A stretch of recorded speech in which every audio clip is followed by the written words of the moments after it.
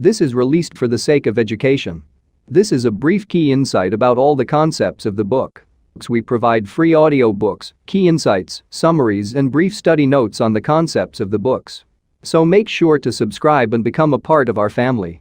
Without wasting any second, let's dive into the ocean of words. On behalf of Cybervision Systems, I would like to welcome you to one of the most beneficial and powerfully effective personal achievement programs you will ever experience. The Neuropsychology of Self-Discipline, the Master Key to Success.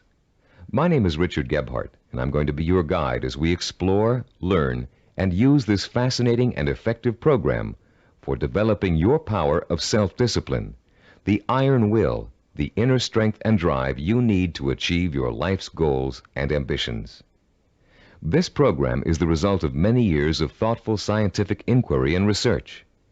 In an attempt to discover and understand the main driving force, the core source of inner power that separates the dynamically achieving person from the unfulfilled, underachieving masses, Cybervision Systems has directed its financial and human resources to find the answer.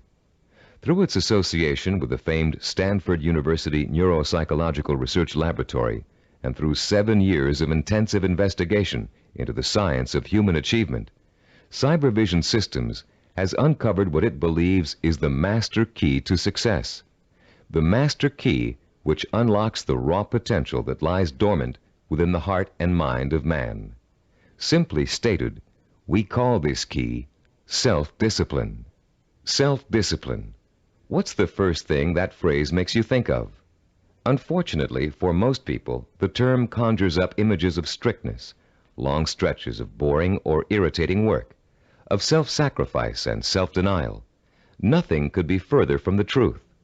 Truly self-disciplined people are not bored, unhappy, or suffering from any kind of deprivation. In fact, they have learned to give themselves the true joy that comes from pursuing and achieving their most cherished goals and dreams. What, then, is self-discipline really all about? The simple answer may surprise you. Self-discipline is your ability to systematically and progressively work towards a goal until you have reached it. It includes acquiring knowledge and skills. It's your ability to become positively obsessed, single-minded, and efficient, to strive without giving up, to work consistently day after day, week after week, and year after year until your purpose is fulfilled. Self-discipline is the power to say, this is what I really want in life, and this is how I'm going to get it. And if I have to give up some other things, I will, because it's worth it in the long run. To be self-disciplined, you must learn to develop the kind of obsession that glows like a beacon in a storm. You must learn to watch that light and steer your course towards it, no matter what gets in your way or how long it takes. Like a sailor, you must learn to use the skills that will point you in the right direction, and you must keep on using all your knowledge, skill, and energy to stay on course until you have reached your destination. Self-discipline is the single ingredient that makes success possible for anyone who dreams of achieving great things. Without it, there would be no Olympic gold medal winners, no great artists, musicians, or writers, no brilliant inventors, Grand Prix winners, or multimillionaires. Every person who has made an enduring success of his or her life used self-discipline to get there. If self-discipline is so effective, why don't more people have it? Unfortunately, we live in a quick-fix society where old-fashioned effort isn't appreciated. Nearly everyone wants to be an overnight success. People spend their money as soon as they make it to get instant gratification through material things. And then the same people wonder why they're not getting anywhere. The truth is, without paying the price and without making an effort, most people will fail at what they set out to do. It takes years of hard work and discipline to master a skill or craft. Years of putting in 7-day work weeks to build a business from scratch into a multi-million-dollar operation. Years of schooling and internship to get a medical degree and start a doctor's practice. And years of tempering and seasoning to become a prima ballerina. We all greatly admire successful artists, business people, and doctors, among others. But how many of us are willing to put in the years of work it took for these people to get where they are. The late Ray Kroc, the founder and guiding genius behind McDonald's restaurants, told a wonderful story about the contrast between the self-disciplined achiever and the wishful thinker in a speech he gave to MBA candidates at Dartmouth College. He said, "I'm reminded of a story about the great pianist who gave a concert, and at the end a lady rushed up to him and said, 'I'd give anything in the world if I could play like that.' And he said, 'No, you wouldn't.' She could have if she wanted to. Anybody could. I know, as a piano player, that piano playing is mechanical to a great extent. But it's the dedication, the disciplining to practice that makes the difference. And when you're talking about a concert pianist, he has been practicing for years. Years of practice, several hours a day, every single day. Practice, practice, practice, practice. Sacrifice and discipline. That's what it gets down to. And so he said, 'No, you wouldn't,' meaning that what she said she wanted to attain, she wouldn't pay the price to get. To discipline herself to do the studying and practicing required to be a concert pianist. How many times have you heard yourself saying, 'I'd give anything to be a doctor, or a lawyer, or president of a company, or a singer, actress, or dancer, if only I had the talent or the education or the intelligence?' The truth is, with a minimum of talent and average intelligence, you could be any one of those things. With a steady, sustained effort that never falters, never crumbles, and never gets lost in unimportant details, you can be anything you want. Many people believe that talent alone is the key to success. Talent might play its part, but it's not the difference. In every field of endeavor, millions of talented men and women with special talents are wasting away, contributing little to their own success or the good of mankind.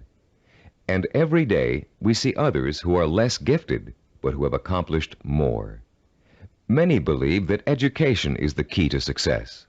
Though it is a valuable aid, it is not the difference.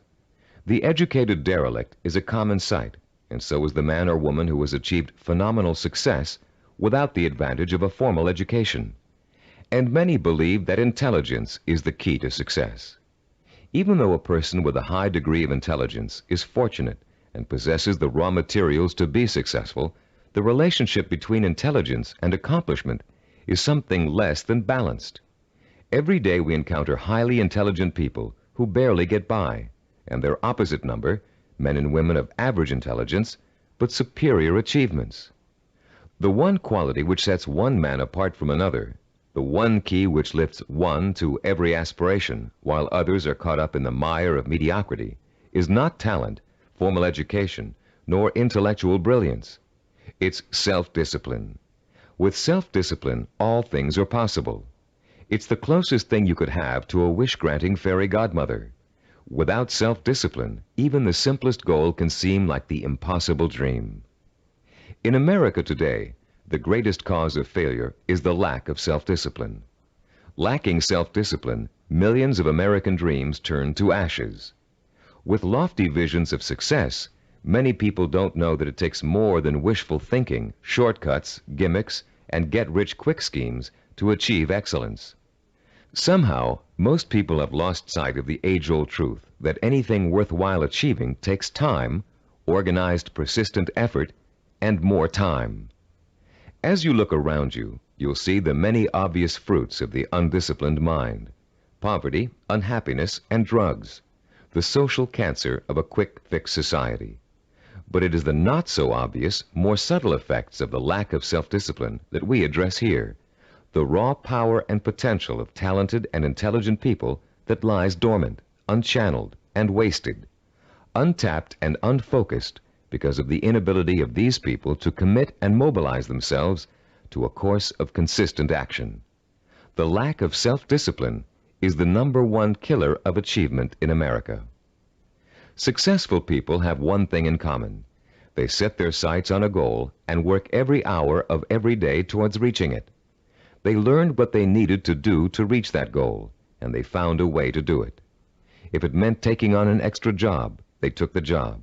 If it meant going to school at night, they attended evening classes. If it meant working countless hours 7 days a week, they worked the hours. If it meant relocating themselves and their families, they moved. Success consists of self-discipline, and self-discipline consists of doing whatever you have to do for as long as you have to do it to get where you want to be. If you truly want to seek your fortune, you must develop the inner strength to relentlessly pursue your vision day after day, week after week, month after month, year after year, until it becomes a reality. And it will become a reality. Stop and think about all the things you wish you'd accomplished, the things you know you could have accomplished if you'd only had the self-discipline to pursue them. Would you have gotten more education? Practiced and practiced at your favorite sport until you had a chance of becoming a pro? Learn to read and write music and play an instrument? Study engineering so you could design and sell the ideas you're always dreaming up? Actually, there are things you've accomplished through self-discipline way back in your childhood. Just think, how long did it take you to learn how to walk? For how many weeks and months did you struggle to stand upright? How many bruises did you get from falling down? And how many times did you pick yourself up and try again? You learned to walk because as a toddler, you became obsessed with learning to walk. You were determined to learn, no matter how hard it was at first or how long it was going to take.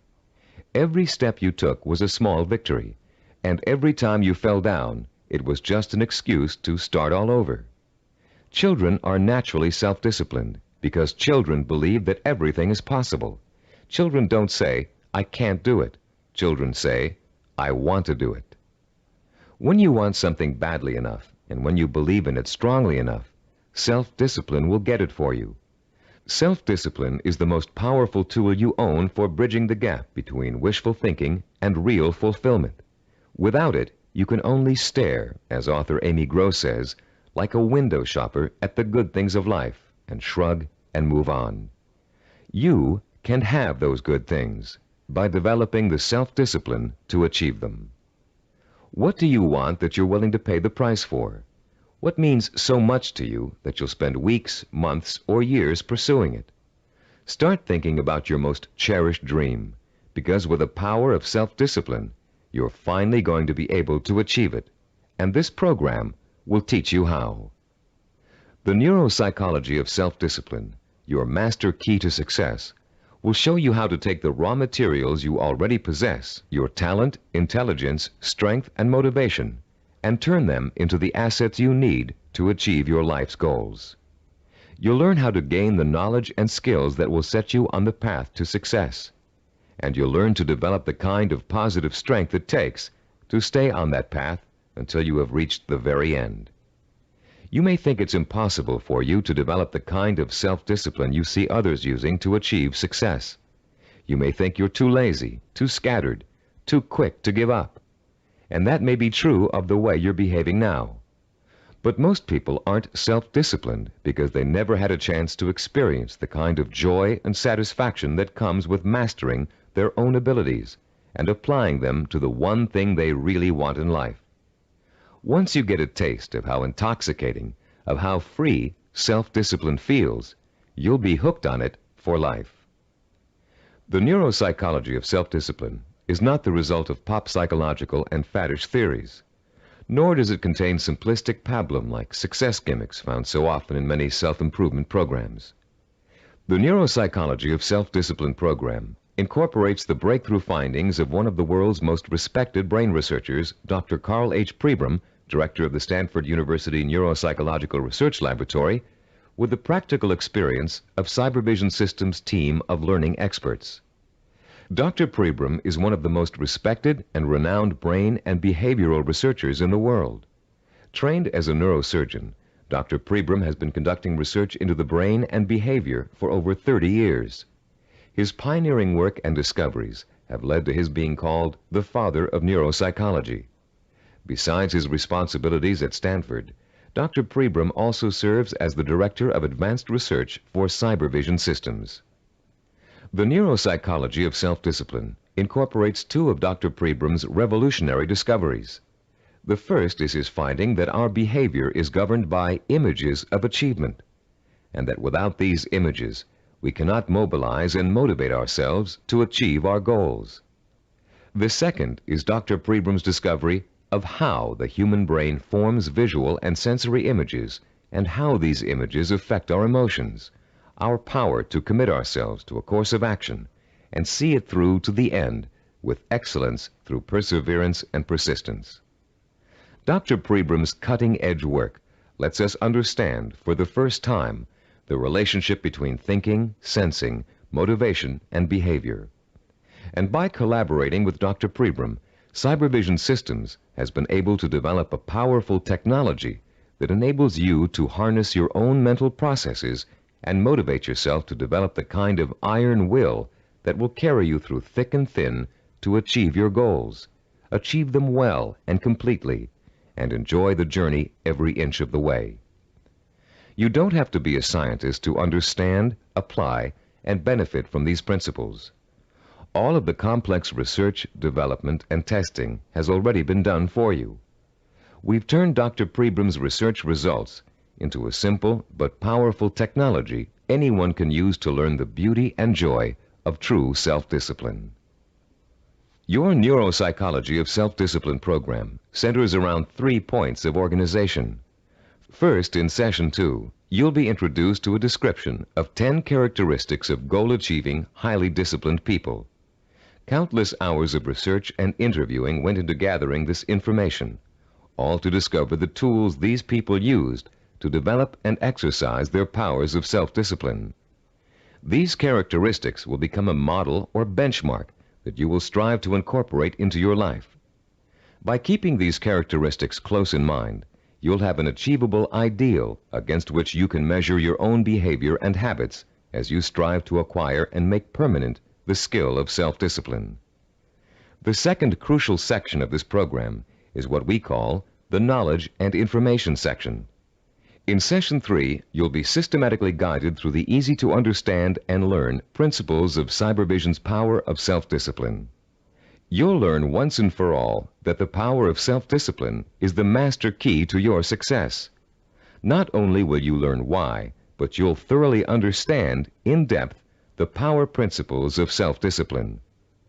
The third, and to you the most important section of the program, is what we call Action and Implementation.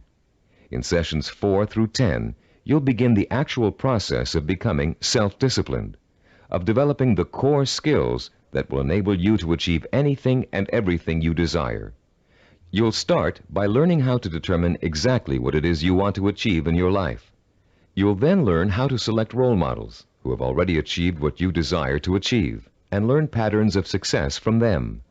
You'll discover how to transform those desires into emotion-provoking imaginary blueprints, sensory images rich in sight, sound, touch, taste, and smell, images that excite and stimulate your emotions. You'll learn how to overcome the poisonous doubt that gnaws deep within you as you dwell and reflect upon your chances for success. You'll learn how to determine the knowledge and skills you need to achieve your desire and how to plan your time so that you can progressively achieve your goal over a sustained period of time. And you'll discover the principles of persistence, how to break through the barriers of time, how to keep going no matter how difficult, painful, or tiring it may be until your dream is realized. Once you have mastered the principles of self-discipline, you'll discover that nothing, literally nothing, is impossible for you. You will feel like a lean, hungry lion who has just been set free from temporary captivity, proud, aggressive, and equipped with the instincts and tools of survival. Included with this program is a personal study guide. It was designed to assist you in mastering the materials and applying the techniques contained in the audio cassettes. Use it well, for it will help you every step of the way in developing the power of self-discipline.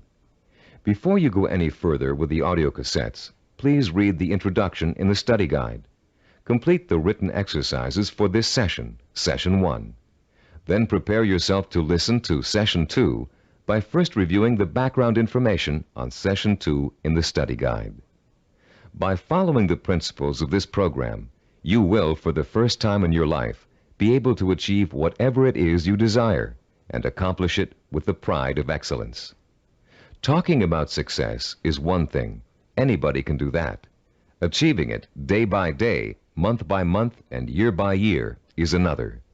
That's what you're going to learn in this program. How to do it. Behind every great achiever, there's another achiever. It may be someone close to home, a parent, teacher, or friend. It may be someone who's currently famous. Or it may be a historical or mythological figure. There are probably many young cadets at West Point and Annapolis today who secretly dream of someday repeating the astonishing feats of General George S. Patton, the legendary World War II hero. Yet Patton himself attributed his success on the battlefield to great military leaders of the past. From early childhood, one of his favorites was Alexander the Great, the young Greek ruler who nearly conquered the world over 2,000 years ago.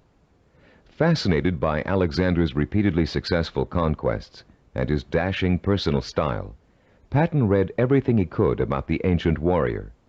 Soon he came to know Alexander intimately, his personality, his leadership style, his way of thinking and solving problems, his military strategies.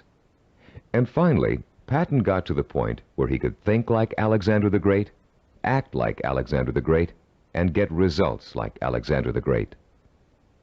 When he planned his battle strategies, Patton used tactics that followed along the lines of Alexander's greatest military achievements, and they worked. Patton was so successful in battle after battle that the Germans considered him to be the Allies' greatest weapon. Patton had Alexander the Great and his own disciplined personality to thank for his success. But Alexander himself had someone else to thank for his own brilliant military maneuvers. Alexander drew his inspiration from the mythical Greek god Hercules. After studying everything that had been written and that was known about the mythical god of courage and strength, Alexander began to pattern his thinking, personal style, and actions after him. There are countless other examples of the great learning from the great. Baseball champion Babe Ruth was once asked how he developed the hitting style that made people call him the king of the home run hitters. Ruth replied that he had simply studied and copied the greatest hitter of his time, a player called Shoeless Joe Jackson. Most, if not all, great achievers draw their inspiration, their style, and their strategies from role models. How much we eventually achieve in life may well boil down to one simple ingredient: the quality of the models we choose to emulate. All human behavior begins with models. We learn to walk, talk, dress, and feed ourselves by watching our families doing those things every day.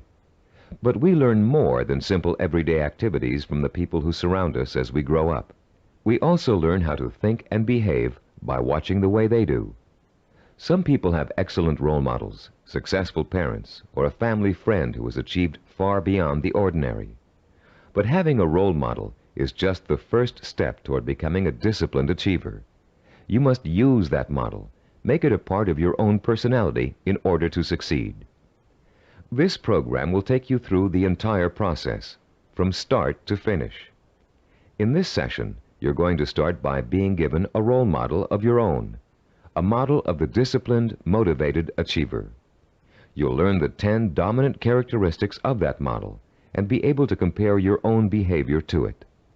And you'll also learn about its opposite, the undisciplined underachiever, and why that person is destined to fail. Years of research have gone into the creation of this model. Cybervision has studied people who have been successful in business, education, science, the arts, and other fields. These people were tested for the possible presence of dozens of characteristics and attitudes. And when all was said and done, Cybervision found 10 qualities that were common to every one of them. Understanding the characteristics of the highly disciplined achiever can be as inspiring to you as Alexander the Great was to George Patton. Together, they will form a living, breathing picture of the type of person who is highly self-disciplined and who gets things done. With this picture in front of you, you'll have a model to pattern your own behavior after, and you'll be able to begin to reshape your life along rewarding, achievement-oriented lines. As you listen to these 10 characteristics, compare your own behavior to each one. The idea isn't to become discouraged because you're not living up to an ideal. Rather, concentrate on rating your strengths and weaknesses so you'll understand from the beginning what areas you need to work on the most. Recognize that, as a Chinese philosopher once said, the journey of 1,000 miles begins with a single step. You've already taken that first step by acquiring and beginning to use this program. Now, let's discuss the 10 characteristics common among highly disciplined achievers. The first characteristic of a self-disciplined achiever is a strong, well-defined sense of purpose. The self-disciplined person knows precisely what he or she wants and will go for it, even if it means sacrificing other things in life to get it. Take Norwegian explorer Roald Amundsen, for example. In 1887, when he was a boy of 15, Amundsen read the story of Arctic explorer Sir John Franklin. He was so inspired by Franklin's adventures that he secretly resolved to dedicate his life to polar exploration. And since no man had yet physically found the South Pole, Amundsen set his sights on being the first.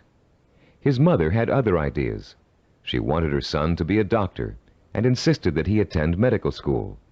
At first, Amundsen gave in, but then, unhappy and frustrated, he quit school, joined an exploration party, and went to sea.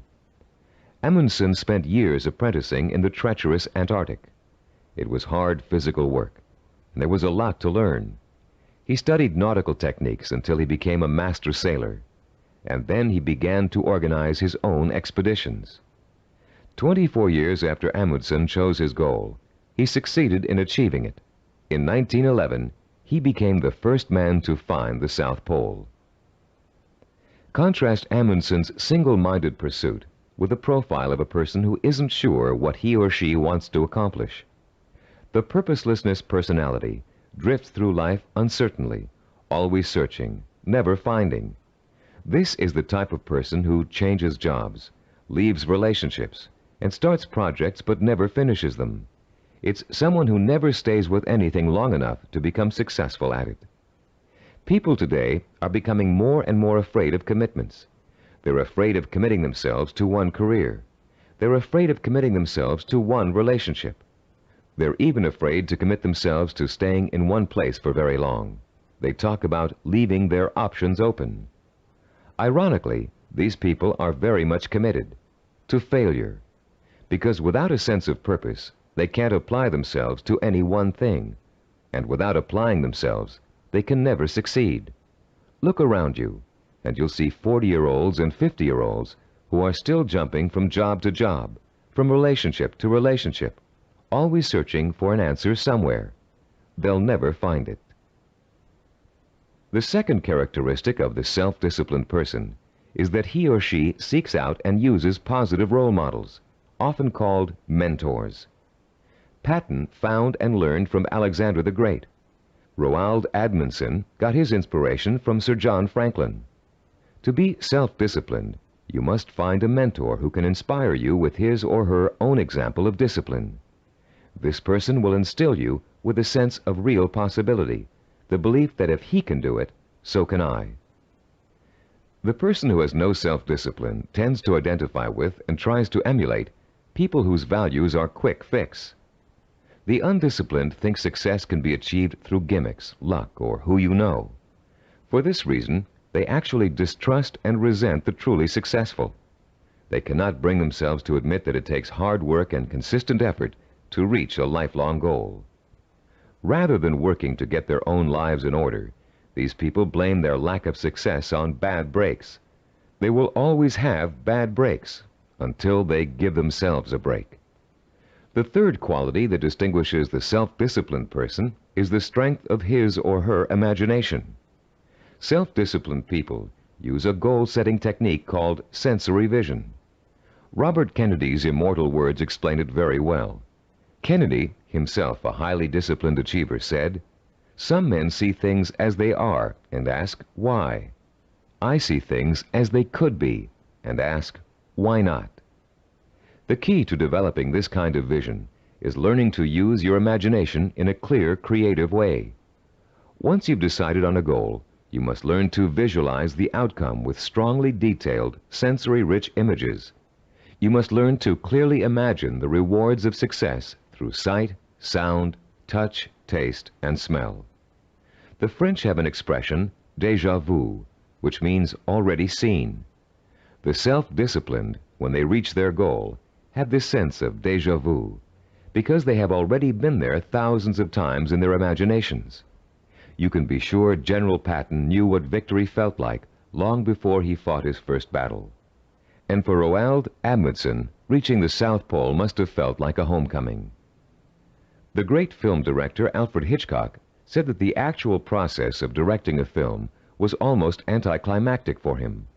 By the time production started on each of his films, he had already visualized every single frame and every single camera angle so clearly in his own imagination that making the movie consisted of just going through the motions. Hitchcock began each project with a template of what he wanted clearly and firmly set in mind. Those who lack self-discipline also lack vision. They have only the vaguest images of goals they might, maybe, someday want to achieve. These people are quite capable of creating sensory-rich visions, but unfortunately, they tend to apply those visions to scenarios of failure rather than success. The fourth quality exhibited by the self-disciplined individual is what we call a positive sensory orientation. Achievers dwell on their own past accomplishments as proof of their ability to succeed. They won't admit to failure.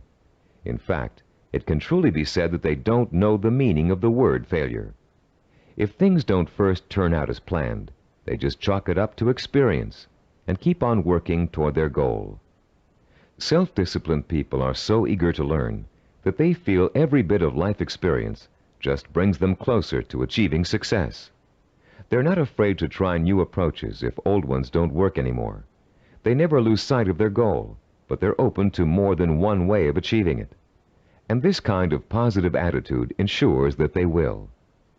Those who lack self-discipline waste precious time and energy dwelling upon past failures.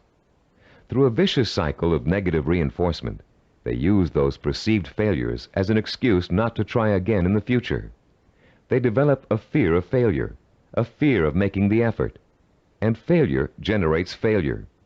If you're convinced you can't do something, you won't be able to do it.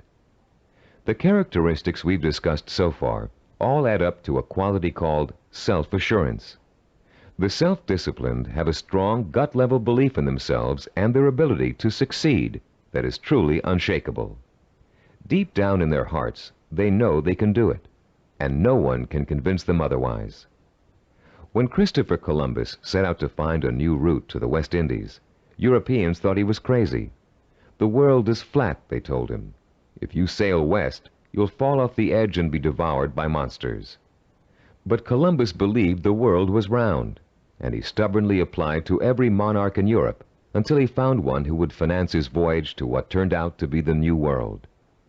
The disciplined achiever is fueled by self-confidence, but the undisciplined are hampered by self-doubt.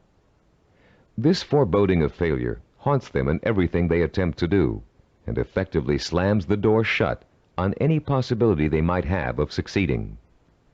The sixth characteristic that self-disciplined people share is their ability to plan and organize. The self-disciplined achiever knows how to take his or her goal and break it down into pieces that can be worked on one at a time. Priorities are set, and the important tasks are tackled at the beginning. This practical, methodical approach is the only way to achieve success, no matter what your endeavor. When Henry Ford designed the Model A, he had a goal in mind. He wanted every American to be able to afford to own a car, his car. But in those days, cars were hand-built, and the time and effort involved in making one resulted in a very expensive price tag. Ford knew he had to find a faster, cheaper way to build cars. So he patiently worked and planned out a radical new idea, the assembly line. Each person on the line would perform just one task, enabling them to perform it quickly. And an entire machine could be assembled in record time. People laughed and said it wouldn't work, but Ford had spent years planning it out in every detail, and it did work. The assembly line became such a success that other industries began to use it as well. One man's careful and patient planning launched a new industrial era. Contrast Henry Ford with the typical man on the street. His attention is scattered, and he's disorganized. He either has no idea what he's going to do next, or he has so many irons in the fire that he can't keep track of them all. Maybe he's trying to start a business, but he's busy hiring employees when he still doesn't have any clients or office space. Maybe he's decided to switch careers, but he's already planning how to spend all the money he's going to make, even though he's going to need 4 more years of schooling before he can begin to practice his new career. This type of person is wasting time and energy.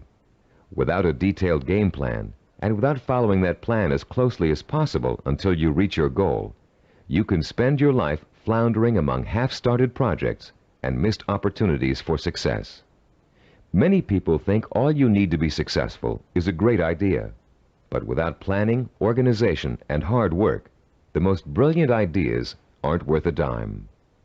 Which brings us to the 7th characteristic common to self-disciplined achievers: their ability to acquire the essential knowledge and skills they need to put their game plan to work. Achievers recognize how important it is to learn, and they're willing to make the necessary sacrifices to complete their own personal education. Sometimes this means going back to school. Sometimes it means spending weeks or months gathering information on a particular subject and talking to the kinds of people who can help. Sometimes it means taking a new type of job just to acquire certain skills. What it always means is a commitment to learning what must be learned in order to make a goal achievable. If you want to become a doctor, you must first study pre-med, then go to medical school, and then complete your internship before you can set up a practice. Anyone who thinks he can become a physician without doing all of those things is just dreaming. If you want to run your own business, there are ways of approaching your business education. You can go to graduate school and get an MBA. You can work for someone else in the type of business you want to start and get hands-on experience before going off on your own. You can find a partner who knows how to run a business and take on less responsibility in the beginning, watching what your partner does and learning the essentials. Those without self-discipline are always looking for shortcuts. They take weekend courses and think they're highly qualified for a new profession. They listen to one person's advice and think they've heard it all. They try to start a business without business plans. Going through a real learning process is too much trouble.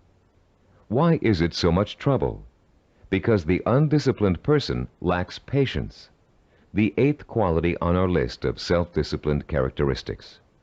The kinds of patience Christopher Columbus and Henry Ford exhibited. The kind of patience engineer Washington Augustus Roebling demonstrated in finishing the building of the famous Brooklyn Bridge. Roebling's father, John Augustus, was the brilliant engineer who designed the Brooklyn Bridge and began overseeing the building of it in 1869. It was going to be the first steel suspension bridge in the world, a feat of engineering for its time. But the project had hardly begun when the elder Roebling suffered a fatal accident, and someone had to carry on. That someone turned out to be his son. Washington Augustus Roebling took over where his father left off, but just 3 years later he contracted Caisson's disease from spending so much time underground. The illness left him almost completely paralyzed, in great pain, and confined to a wheelchair for life.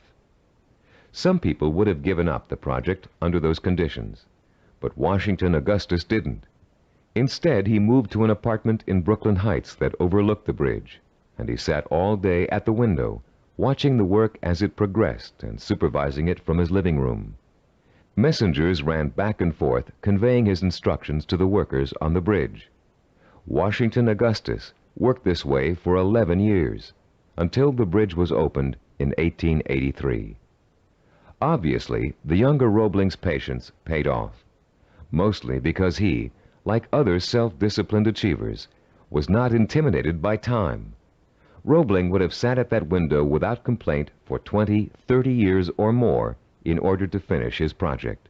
It meant that much to him. Later in this program, we'll explore further the special relationship between the highly self-disciplined and time. For now, we'd like to point out that time becomes immaterial to those immersed in pursuing a goal.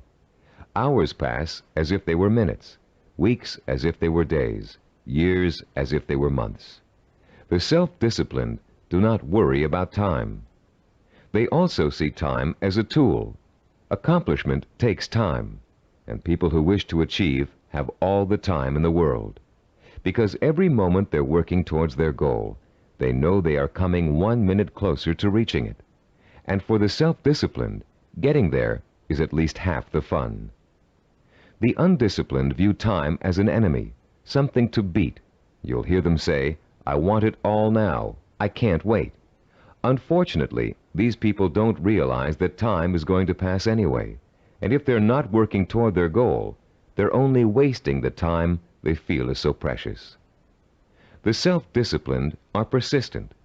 This is the 9th quality that contributes to their success. They have what it takes to stick to their vision through thick and thin, day in and day out.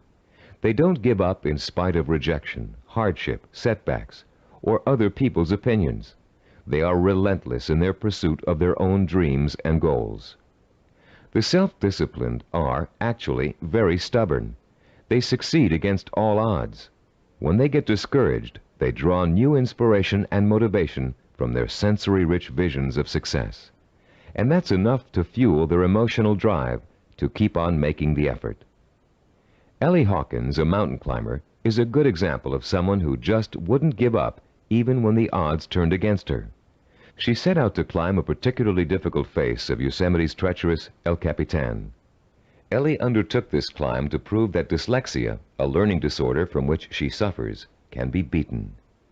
In the middle of the climb, Ellie slipped and suffered a rope burn on her left hand that was so bad she almost lost complete use of the hand. She could have stopped there, but she didn't. What started out to be a 6-day climb turned into a torturous 8-day ordeal as Ellie worked with one hand, holding her wounded arm above her head to lessen the pain. Ellie reached the top and immediately announced plans to tackle another very difficult climb. No one doubts that she'll do it, because she has the hallmark of a disciplined achiever. The undisciplined are easy quitters. They give up when the going gets rough. They're more interested in having a good time than in working. Even worse, they find it impossible to have a good time when they are working. This brings us to the 10th and last characteristic of the self-disciplined achiever: the ability to experience pleasure while working to achieve his or her vision. These people are excited by their goals and become easily engrossed in the work it takes to get there. They're interested in learning, they enjoy acquiring new skills, and they have a good time while they're pursuing their ambitions. To the highly disciplined, there's no such thing as work. Their work becomes their life and their main source of pleasure.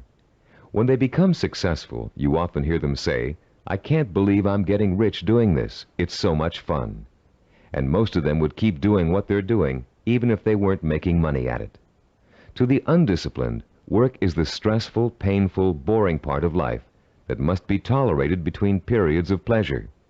These are the people who live for the weekend, who are willing to work only because it gives them the disposable income they can spend on fun.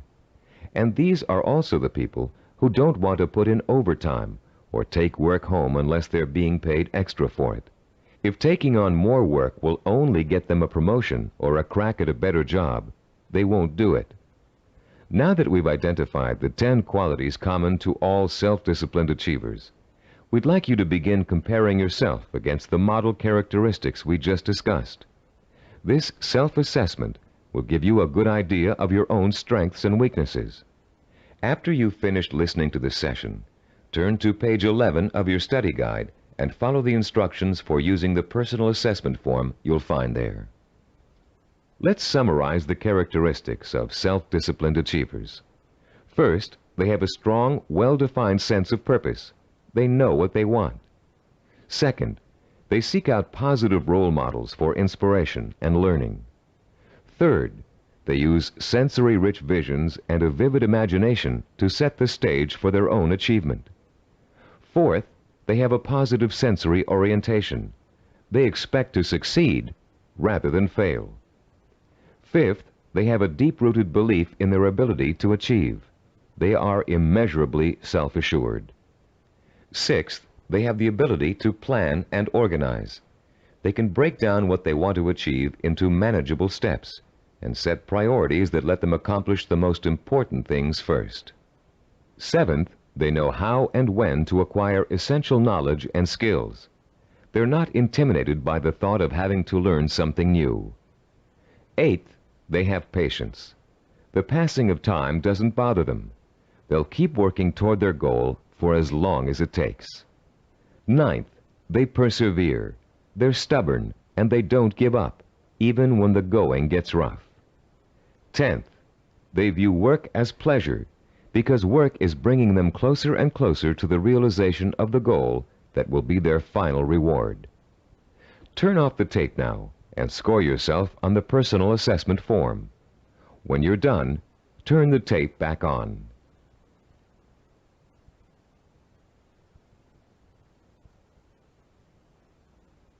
Welcome back. We hope you're not too discouraged by an honest assessment of where you stand now in terms of self-discipline. Remember, you've already taken the first steps toward making a positive change in your life, and you will experience that change by the time you've finished this program. Nothing will be impossible for you once you develop and harness this inspiring and enduring power of self-discipline. And, as you'll soon find out, self-discipline is not so difficult to develop as you might think. As a matter of fact, using this program is going to be your first exercise in acquiring it. Already, you're on your way. In the next session, we'll explore the power behind the characteristics we've just discussed. You'll learn why they're so important in developing self-discipline and what they can do for you once you have them.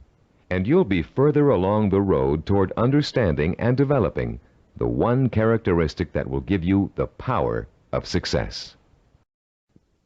After completing Session 2, you should now have a clear picture of your strengths and weaknesses as compared to the model of the self-disciplined achiever. Perhaps for the first time in your life, you're able to objectively see which of your attitudes and behaviors have been acting as barriers to developing the kind of self-discipline that will enable you to achieve your dreams and ambitions. Now that you have a better understanding of the 10 characteristics of the self-disciplined achiever, we're going to provide you with a scientific foundation for CyberVision's unique self-discipline program. In this session, you'll learn how recent scientific discoveries have made it possible for you to acquire, harness, and focus the power of self-discipline, the power to achieve whatever your mind and heart are set on achieving. That power is what sets achievers apart from the mass of ordinary people, people described by American philosopher and writer Henry David Thoreau as leading lives of quiet desperation. That power is what drove great achievers like Dr. Jonas Salk, Ludwig von Beethoven, Albert Einstein, and Mahatma Gandhi. But what does that power consist of? What is the force that motivates high achievers to sustain a long-term effort that might take 10 years, 20 years, or a lifetime to achieve? More importantly, if we can define and isolate such a force, how can you or I tap into it? The force exists, and it has a scientific basis. By the time you've completed the neuropsychology of self-discipline, you'll understand its origins, its strength, and its power. And you'll be armed with all the tools you need to stay in touch with that force in order to accomplish anything you set out to do. There are many self-improvement programs that, like crash diets, offer good short-term results but stop working after a few days or weeks. These programs tend to rely on one of 3 kinds of motivation. The first is evangelical. A powerful orator, we'll call him Speaker X, comes to town with promises to increase motivation and production after a single seminar or series of seminars. Perhaps your boss encourages you and your coworkers to go. Perhaps he even purchases a block of tickets. Meeting night arrives, you attend, and the speaker is indeed inspirational, as are the bells and whistles and songs and slogans that accompany him. It is a fever-pitched, emotionally charged experience that Speaker X has to offer. As he exhorts you to live up to your enormous potential, to work harder, better, and more enthusiastically, to use your talents, to use your mind, you feel power welling up inside you, and the people around you are feeling the same kind of power inside them. Yes, you're all saying, we can be more productive, we can have a better attitude, we can get ahead if we want to. The very air becomes charged with mass enthusiasm. The next day, you're at your desk a half hour early, and you work a half hour past normal quitting time. The same thing happens the day after. You start planning new ways to accomplish your work more effectively. You're feeling happier about the work you're doing. And for the next few weeks, it looks like you're getting more work done in less time than you ever have before. But soon, your enthusiasm begins to fade, and your pace starts to slow down. Even if you have the audio tapes of the speech, it's hard to recapture and sustain the original emotion you felt in the presence of an inspired speaker. And of course, you no longer have the kind of group excitement and energy you experienced the first time around. You're getting tired and bored. Your boss sees productivity fall after an artificial peak, and sure enough, when the next motivational speaker comes through town, we'll call him Speaker Y, there's the boss with another block of tickets in hand. This evangelical form of motivation may get short-term results, but it creates an unhealthy dependence on external hype. It's like a drug addiction. You need more and more of an artificial stimulant to reach the same level of false well-being. When you get your shot of motivation, you become enthusiastic and energetic. When the shot wears off, you get sluggish and lethargic.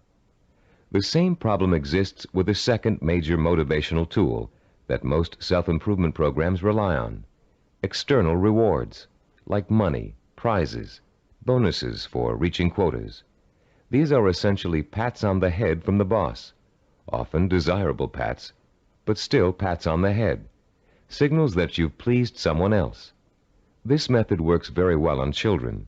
Unfortunately, it tends to create a childlike dependence on outside rewards, even in adults. Like evangelical speakers, this carrot and stick approach produces only short-term results. External rewards do not increase individual commitment, and most people tend to adapt to them quickly, soon expecting bonuses as a matter of course, and not because they performed above and beyond the call of duty. Rewards are manipulative. People who give them out are always asking themselves, how can I motivate my staff? The truth is, to be truly effective in the long term, motivation must come from within. The third classic motivational tool is a familiar one: fear. Humorists Carl Reiner and Mel Brooks created a comedy album in the early 60s in which Reiner, as a journalist, interviews Brooks, who plays a 2,000-year-old man. Eager to know about life in the distant past, Reiner asks Brooks, what was the major form of transportation in those days? Brooks replies, fear. Fear transported you. Reiner is puzzled. Fear, he asks? Brooks responds, yeah, fear. You see, an animal would growl, and you would go 2 miles in a minute. It's true, fear is a great motivator. If you don't perform, something undesirable happens. You lose your job.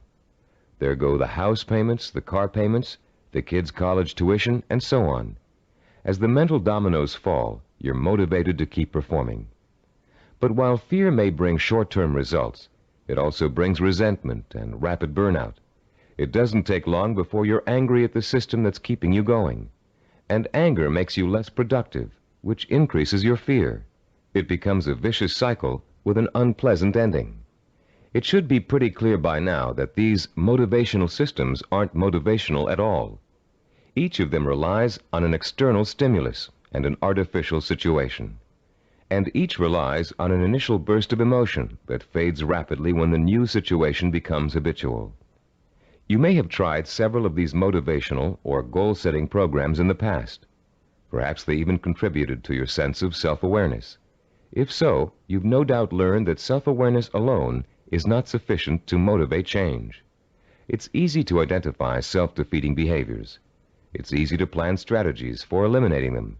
It's easy to turn over a new leaf, but it's very difficult to sustain change for a long enough period of time for your new behavior to become as ingrained in your character as your bad habits were in the past. Having a roadmap is not enough. You need fuel. The key to developing self-discipline, the power to persistently pursue a long-term goal without giving up until the goal is achieved, is the fuel of internal motivation. It would be nice if we were all born with the patience, drive, and skill it takes to achieve any long-range goal or complete any long-term project. But we're not. Self-discipline is a learned behavior. Years of research at major American universities, primarily California's Stanford University, have proved it. And Cybervision's own research into the latest learning theories of behavioral scientists have confirmed that self-discipline is an acquired characteristic with a basis in behavioral science. The neuropsychology of self-discipline has been developed according to materials gathered from two major sources. Our information comes from our own research into the way human beings learn, and from the revolutionary discoveries about the structure and organization of the human brain made by Dr. Carl Pribram. Head of Stanford University's Neuropsychology Research Laboratory, Dr. Pribram is one of the most respected brain scientists in the world. Trained as a neurosurgeon, his research into brain function led to a deep interest in the behavioral sciences. His pioneering work in both of these areas led to the fusion of the two into the science of neuropsychology. As a neuropsychologist, Dr. Pribram studies how the nervous system and its component parts affects human behavior. Those studies have led to two revolutionary discoveries. The neuropsychology of self-discipline incorporates both of them. The first of Dr. Pribram's discoveries explains how the human brain forms visual and sensory images, and how those images affect our minds, our bodies, and our behavior. The second discovery is that our behavior is governed by images of achievement, neuronal blueprints of the skills and actions that determine our success or failure in the achievement of our goals. Let's discuss how each of these scientific discoveries leads us to understand the power and the origins of self-discipline. Many scientists and psychologists have believed for years that the human brain barely distinguishes a real experience from an imagined one. Best-selling self-help books like Psycho-Cybernetics, Think and Grow Rich, and others have used this belief as their foundation for motivation and change. This idea has also been the cornerstone belief of people involved in metaphysics and the human potential movement. The idea that the brain cannot tell the difference between a real experience and an imagined one has never been scientifically proven until Dr. Pribram's research showed us that it is true. But Dr. Pribram's research did not prove that, as many people think, all you have to do is imagine what you want, and through the magical power of the mind, you will achieve it. If this were true, achievement would be easy. And as anyone who has tried to achieve a long-term goal will tell you, it is not. Put into its proper perspective, this concept of imagination is critical to achievement, but not because imagination possesses a magical power to attract success like a magnet. Imagination is critical to achievement because it evokes the power and emotion that stimulates and sustains the drive to achieve. The human nervous system responds emotionally to imaginary images rich in sensory detail, in sight, sound, touch, taste, and smell, as if they were real. In fact, the brain doesn't distinguish between sensory-rich imagination and reality. That's why the sight of a hand reaching for a murder victim on a movie screen can inspire the same terror, the same rapid heartbeat, and rush of adrenaline as a real threat does. You can perform a simple demonstration of how an imaginary image affects the body's responses right now.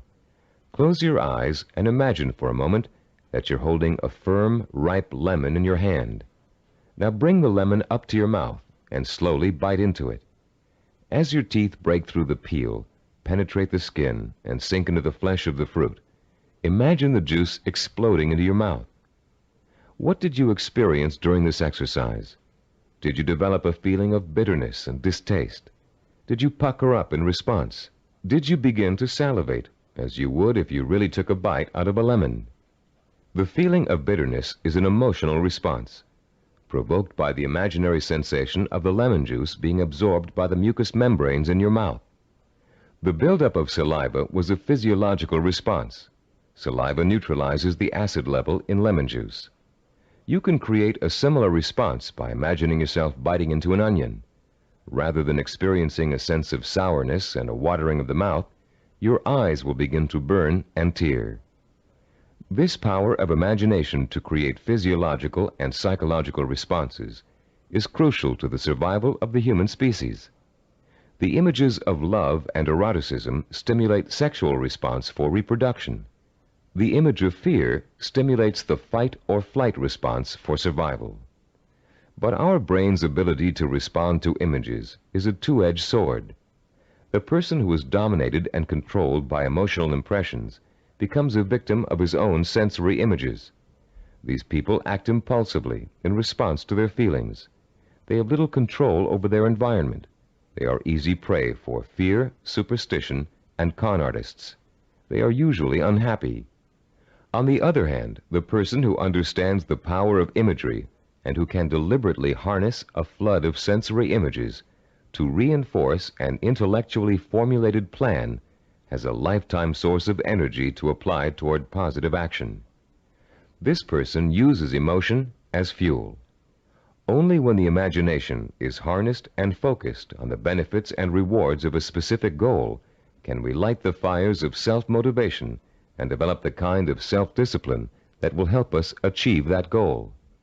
Dr. Pribram made a second significant discovery in his research into the brain and human behavior. He found that all of our actions are governed and driven by what he calls an image of achievement. That image of achievement is actually a mental blueprint for reaching a goal. It is made up of images rich in sight, sound, touch, taste, and smell. And in the mind of a highly self-disciplined achiever, it serves as the source of emotional fuel that drives him to work long and hard to reach his goal. Wimbledon tennis champion Stan Smith reported that once he realized that he could compete with some of the world's best tennis players, he established a vision of himself becoming the #1 tennis player in the world. He imagined winning the Wimbledon title years before he actually achieved it. He saw himself receiving the trophy, dancing at the winner's ball. He felt the worldwide acclaim that would accompany his success. He used that vision as an emotional well from which to draw the necessary strength, persistence, and perseverance to spend thousands of hours in practice and competition, developing the skills and experience that would eventually see him to the realization of his dream. Have you ever heard someone say, "I wanted it so bad I could taste it"? That's the kind of stimulus that motivates the self-disciplined achiever. Not only can the achiever taste victory, he can see, smell, hear, and feel it too. After years of research, we now know that such deep, sensory-rich images are the actual language of the brain. Although it is actually far more complex, the brain can be compared to a computer. Computers, also referred to as hardware, can do nothing by themselves. They are simply the vehicles for programs called software that tell the computers what to do. Think of the brain as hardware and the imagination, images of achievement, as software. Images of achievement tell your brain what to think, which in turn tells you how to act. The right images can set in motion a chain of events that will lead you towards any kind of achievement you can imagine. Author Joe Himes describes watching a Taekwondo master named Young Tai Lee practicing blows against a straw-covered board. Lee pounded his fist again and again against the board, oblivious to the fact that his knuckles were bleeding. When Lee's practice was over, Himes asked him whether his hand hurt. Lee replied, "Not until just now, when I thought about it." When Himes looked astonished, Lee explained further, "When I was striking the Makawara board as you came in, my mind was on my home in Korea. Though I was standing here, I was seeing the mountains I knew as a youngster and the children I played with, hearing their laughter and my mother's voice. I was unaware of the pain in my hand." Lee then told a dramatic story of his own Taekwondo master, who once underwent a sinus operation with only his own concentration for an anesthetic. "How was that possible?" Himes asked. "Regulate your breathing," Lee replied. "Fix your eyes and mind on something else, perhaps a rock or a spot on the floor or ceiling. Concentrate on that object, savor it, taste it, give it color, and smell the dimension. Let it absorb all your thoughts and concentration, and the pain will diminish." If we replace the word object in Lee's description with the word goal, we have the perfect description of a sensory blueprint. Concentrate on that goal, savor it, taste it, give it color, and smell the dimension.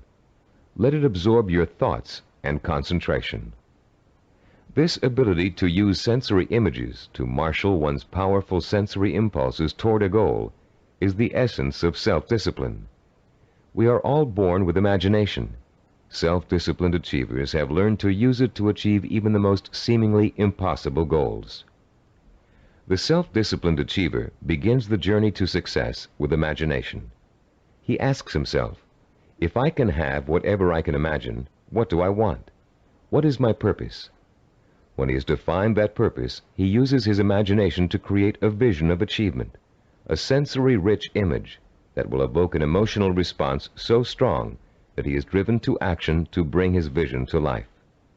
And when he has achieved that goal, he uses his vision to create new goals, for the self-disciplined achiever never stops. He has learned such a powerful method for becoming successful that the pleasure of succeeding has for him become life itself. The self-disciplined achiever also uses imagination to change his goal whenever necessary. As images evoke emotion, and emotion propels him to act, he gets closer and closer to his goal. And the closer he gets, the more his reality changes. When it changes in such a way as to make his original goal either impossible or undesirable, he changes that goal to fit his new reality. The self-disciplined achiever creates a feedback system that ensures that he will never give up and he will ultimately achieve what he wants. This is where most people fall down. They're working towards a goal and suddenly circumstances interfere with that goal. They get sidetracked. Then when they try to get back on course, it doesn't work. Because their original goal does not fit their new reality, they think they have failed and they give up. In the same circumstances, the self-disciplined achiever uses his or her goal visualization as a reality check. If reality suddenly dictates that the original goal won't work, the goal must be altered to fit reality. The achiever has not failed. He or she has set a new course that will lead to success. Take someone who sets out to become an obstetrician. After 4 years of pre-med and 2 years of medical school, our self-disciplined achiever suddenly realizes that she's far more interested in becoming a neurologist. Should she drop out of medical school? Of course not. She'll simply switch her visual blueprint to another field of medicine and change her plans for where she'd like to intern after medical school. She doesn't think of herself as a failed obstetrician. She thinks of herself as a successful neurologist. Or take the businessman who wants to open up a retail store in his neighborhood. During the knowledge-gathering process of talking to other business owners, discussing loans and insurance with bank officers, and looking into buying franchises, he discovers that a retail operation won't really fit his particular talents or expectations. Instead, he realizes he's a perfect candidate for starting a direct marketing company. So he changes his vision and his direction to fit his new goal. For these people, the fire still burns, but the trial and error process of working towards their goal has led them in directions they wouldn't originally have thought to go in, and they will be successful because they're flexible enough to grow and change as their goals grow and change. The relationship between vision, self-motivation, and achievement can be condensed into an easy-to-understand 7-step formula for developing self-discipline. As we explain that formula, you can refer to your study guide and follow along as we talk about the 7 keys to self-discipline outlined in diagram 3.1. The first step in developing the power of self-discipline is to create a purpose. You must define a cause to which you can wholeheartedly commit your time, resources, and energy. This cause points you in a direction. It gives you a reason for making the effort. It lights a small spark inside you that will soon begin to burn with emotion and drive. The second step is to find role models who have already achieved what you want to achieve. Study their life patterns, their methods and techniques for reaching their goals. Let their example inspire you. and realize that they are normal people just like you, but they are self-disciplined people. With the power of self-discipline, you can achieve as much as they have. With a firm purpose in mind and an exciting sense of possibility sparked by your role models, you'll find yourself developing a strong-willed emotional belief in your ability to succeed. The first small spark of hope is turning into a glowing ember of possibility. In the third step, you'll translate your feeling of possibility into a sensory-rich vision of success. At this point, with a vision rich in touch, taste, sight, smell, and sound in front of you, you'll make the leap from the possible, "I think I can do it," to the heartfelt, "I know I can do it." Your vision and your belief will fan the embers of conviction until they burst into a flame of emotion that incites you to action. This all-encompassing flame of emotion is the fourth step of the formula. It is what gives you the energy, the creative power, and the desire to single-mindedly see your vision through to its successful completion. Motion is the root word for emotion. The original meaning of the word emotion is, in fact, a moving, a stirring, an agitation, which is precisely what happens when belief in your goal catches fire. The fifth step in our formula is planning, the first bit of action inspired by your emotion. Through effective planning, you can identify and map out the steps you need to take in order to make your vision a reality. You'll figure out exactly what you need to do to accomplish your goal and how long it will take. And turning your vision into a concrete goal will further fuel the fires of emotion and action. Once your vision has become a plan, you must acquire the knowledge and skills necessary to implement that plan. This is the sixth step in the formula for developing self-discipline. No matter how difficult the learning process might be, you continue to draw inspiration and fortitude from your vision. And each time you master a skill, your confidence in your ability to achieve increases. The seventh and last step in our formula is what we call persistence and perseverance.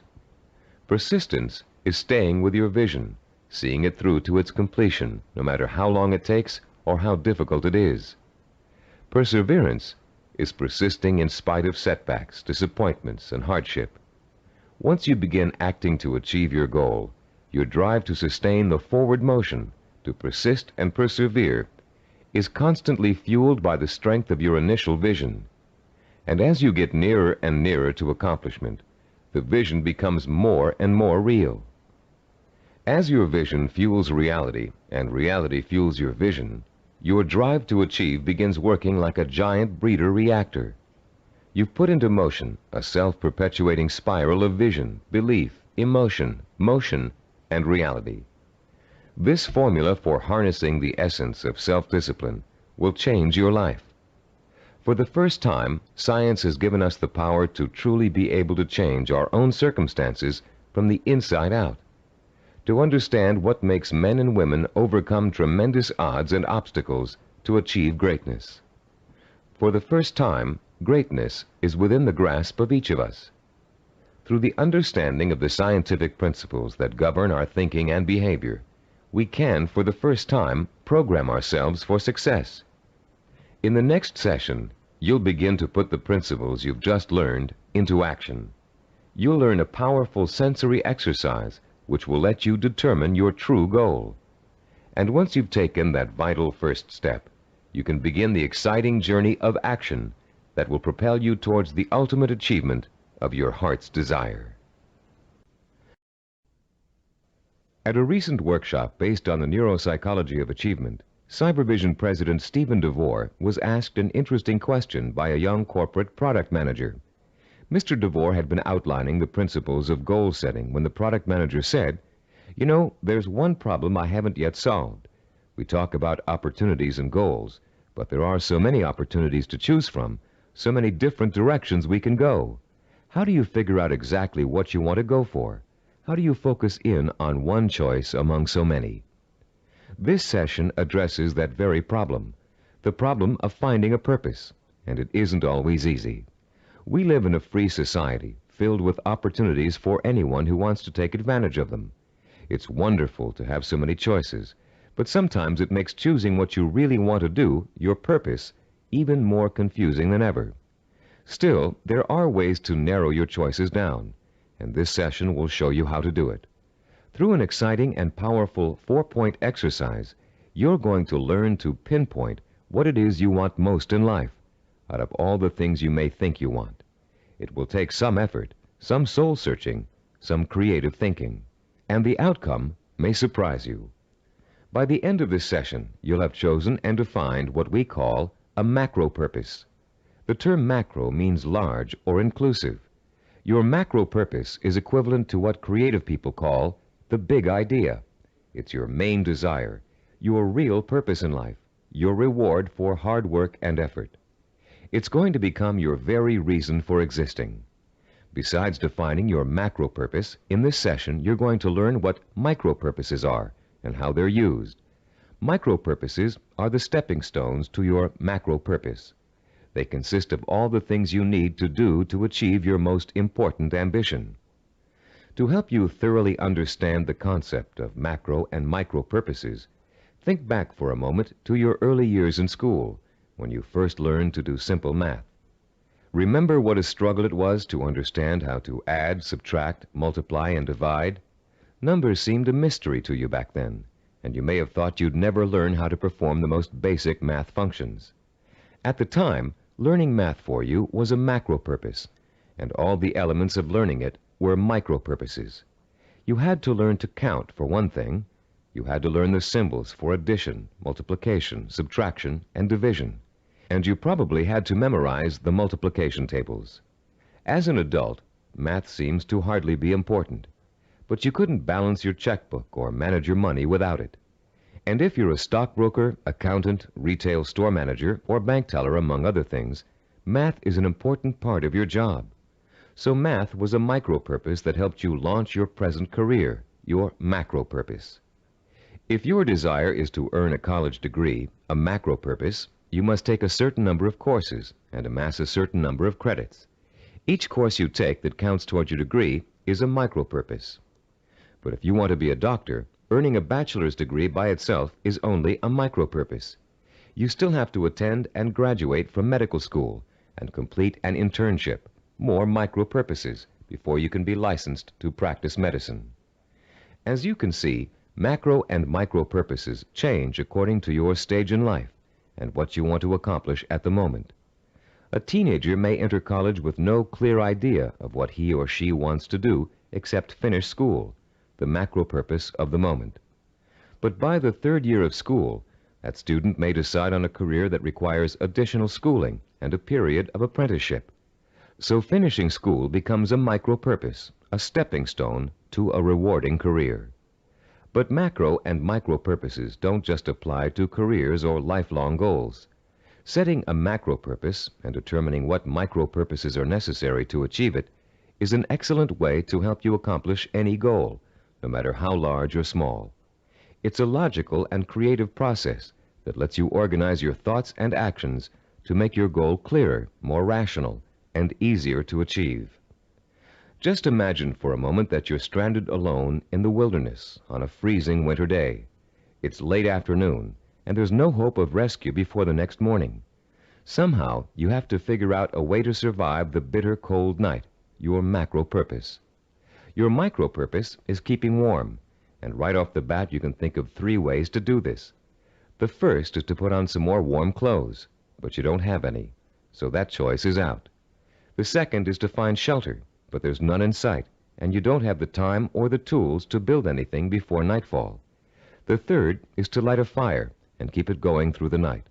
Since the woods around you are filled with dry logs and kindling, this looks like a real possibility. But you don't have any matches, and as for rubbing 2 sticks together to start a fire, it never worked when you were a child, and you doubt that it will work now. There has to be another way. Looking around you for another solution to accomplishing your macro purpose, you notice a sliver of broken glass on the ground, and there's still enough sun left for you to be able to feel its warmth. Picking up the glass, you hold it so the sun's rays can penetrate its surface and focus on a dry stick of wood underneath. In 10 minutes, the stick is burning. But your ordeal isn't over. After the fire is lit, you have to gather enough logs and kindling to last through the night. Another micro-purpose. And then you have to force yourself to stay awake all or most of the night to make sure the fire doesn't go out. In the course of this harrowing experience, you've chosen a macro-purpose, staying alive, and defined all the micro-purposes that went into it. And if you succeeded in accomplishing all of the micro-purposes, you also achieved your macro-purpose. You survived. Defining your life's purpose and the steps you must take to achieve it may not be a life and death matter, but the principle works the same way. By the time this session is over, you'll have a macro-purpose, a clear understanding of what to focus your energy, talent, and intelligence on. And you'll be able to light your own inner fire and feed it with a life-enriching, emotionally compelling purpose. And purpose, as we've noted, is the starting point from which self-discipline and achievement spring. Your first step in determining your macro-purpose involves something everybody loves to do: play. You've already learned how important enjoying work is to the highly self-disciplined. To these achievers, work and pleasure are synonymous. Now you're going to get a taste of how easily this can happen. For the next few minutes, I'm going to ask you to work and play as you engage in a process called limitless wishing. Start by closing your eyes and relaxing. Imagine that you're on a beautiful, deserted beach, walking barefoot in the sand. A soft breeze is keeping you cool, and you're enjoying the sound of the waves splashing rhythmically against the shore. As you stroll along the water's edge, you see an object in the near distance that's half buried in the wet sand. The waves splash over its surface, then recede, leaving it exposed to your curious eyes. You wonder what it is, and you start to walk a little faster so you can reach it before it's engulfed by the next wave. In a couple of minutes, you're standing over it, still not sure what it is. It's metal, somewhat round, and looks like an old lamp. You dig your fingers into the wet sand and pull it out. There's an inscription on the side of the object, but you can't read it clearly. You begin to rub some of the sand away from the oddly shaped letters. Suddenly, the lamp begins hissing, and it releases a cloud of what looks like steam or gas. Frightened, you drop it, but you continue to watch what the lamp is doing out of curiosity. Slowly, before your very eyes, the cloud begins to assume human shape, and soon you're looking up at the largest person you've ever seen. When it speaks, its voice is rich and kind, and its message is amazing. The genie thanks you for releasing him from hundreds of years of captivity inside the lamp, and according to the hospitality of his people, he offers you a reward for helping him. You have only to name 5 wishes, he says, and they will be granted. You can ask for anything, he tells you, as long as it is specific and humanly possible to achieve. At first, you refuse his offer, but as he continues urging you to accept, you begin to realize that no, you aren't dreaming, and yes, you really can have your 5 wishes. The possibilities start dancing before your eyes. Think long and hard about it. What are the things that will turn your life around and make you truly happy? What is it you secretly wish for, day in and day out, every day of your life? Take your time in deciding. This is too important for you to rush over. You may change your mind about your first choices after you've thought about it some more. When you do make your final selections, write each one down in the space provided on page 18 in your study guide. Start each wish with the term, I want, and write it in clear, specific language in the present tense. Turn your tape off now and decide what you will wish for.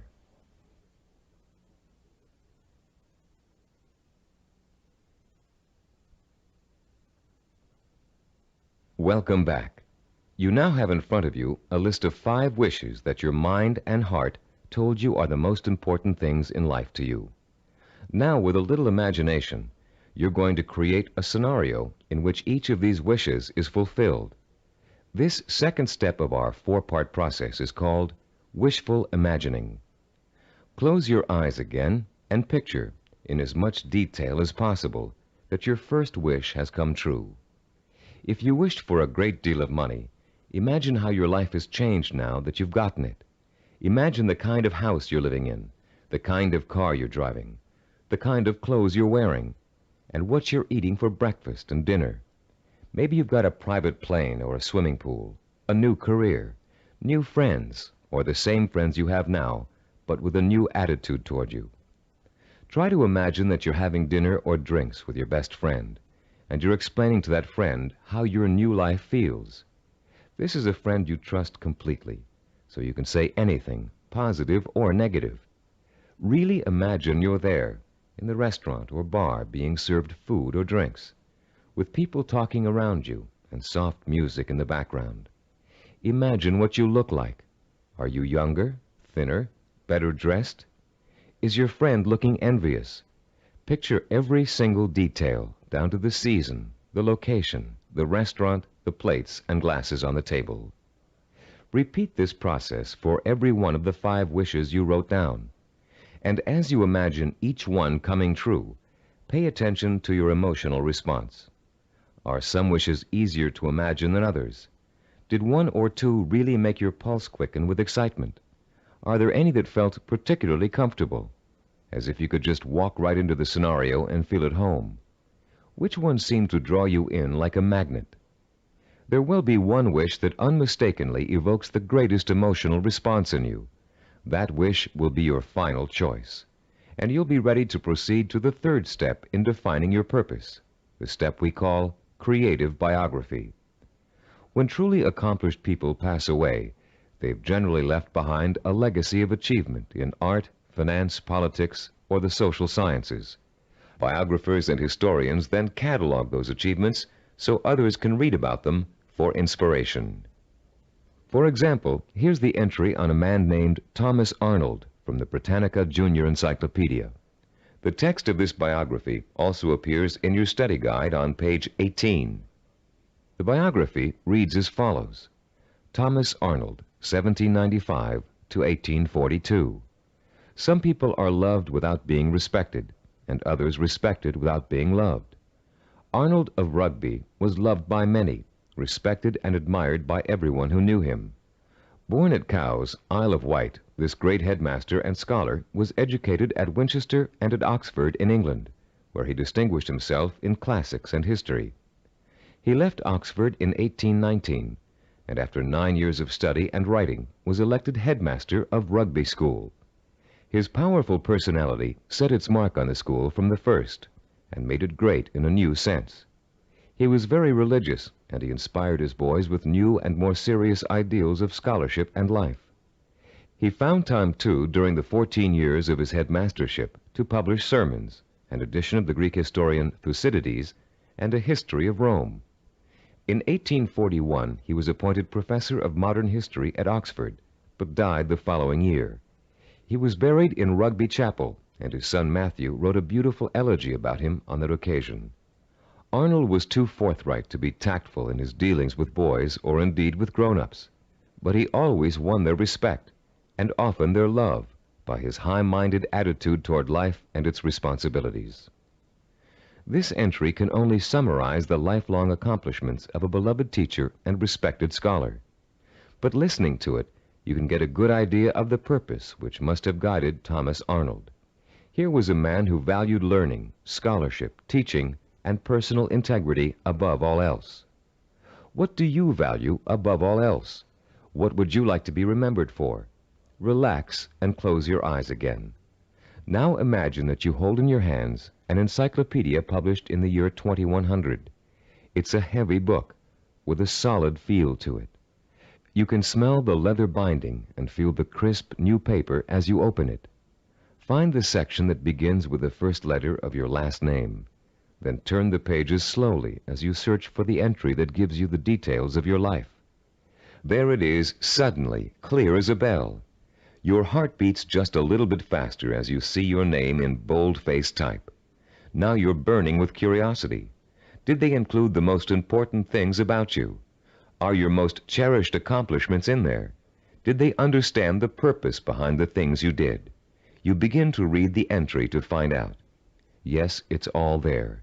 your birth date and hometown, the schools you went to, where you lived, and then the words that describe your highest achievements, your contributions to society. Savor the words as you read them. Let them form a clear picture in your mind of the kind of person you were and what your purpose in life was. When you've finished reading your own biography, turn off the tape and write down what you just read in the space provided on page 19 of your study guide. Don't leave out a single detail. Make sure you paint a vivid picture of the self-disciplined achiever who worked so long and hard in pursuit of a single purpose that he or she ended up deserving an entry in such a distinguished publication. When you've finished writing your own biography, please turn the tape player back on.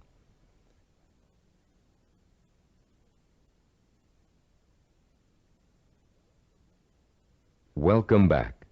Now that you've completed the limitless wishing, wishful imagining, and creative biography exercises, a clear pattern should be emerging. You should now be able to answer the question, what do I, deep in my heart, really want to do? What is my purpose in life? Your fourth step in determining your purpose is writing this, the answer to that all-important question, down. You're now going to compose a personal statement of purpose.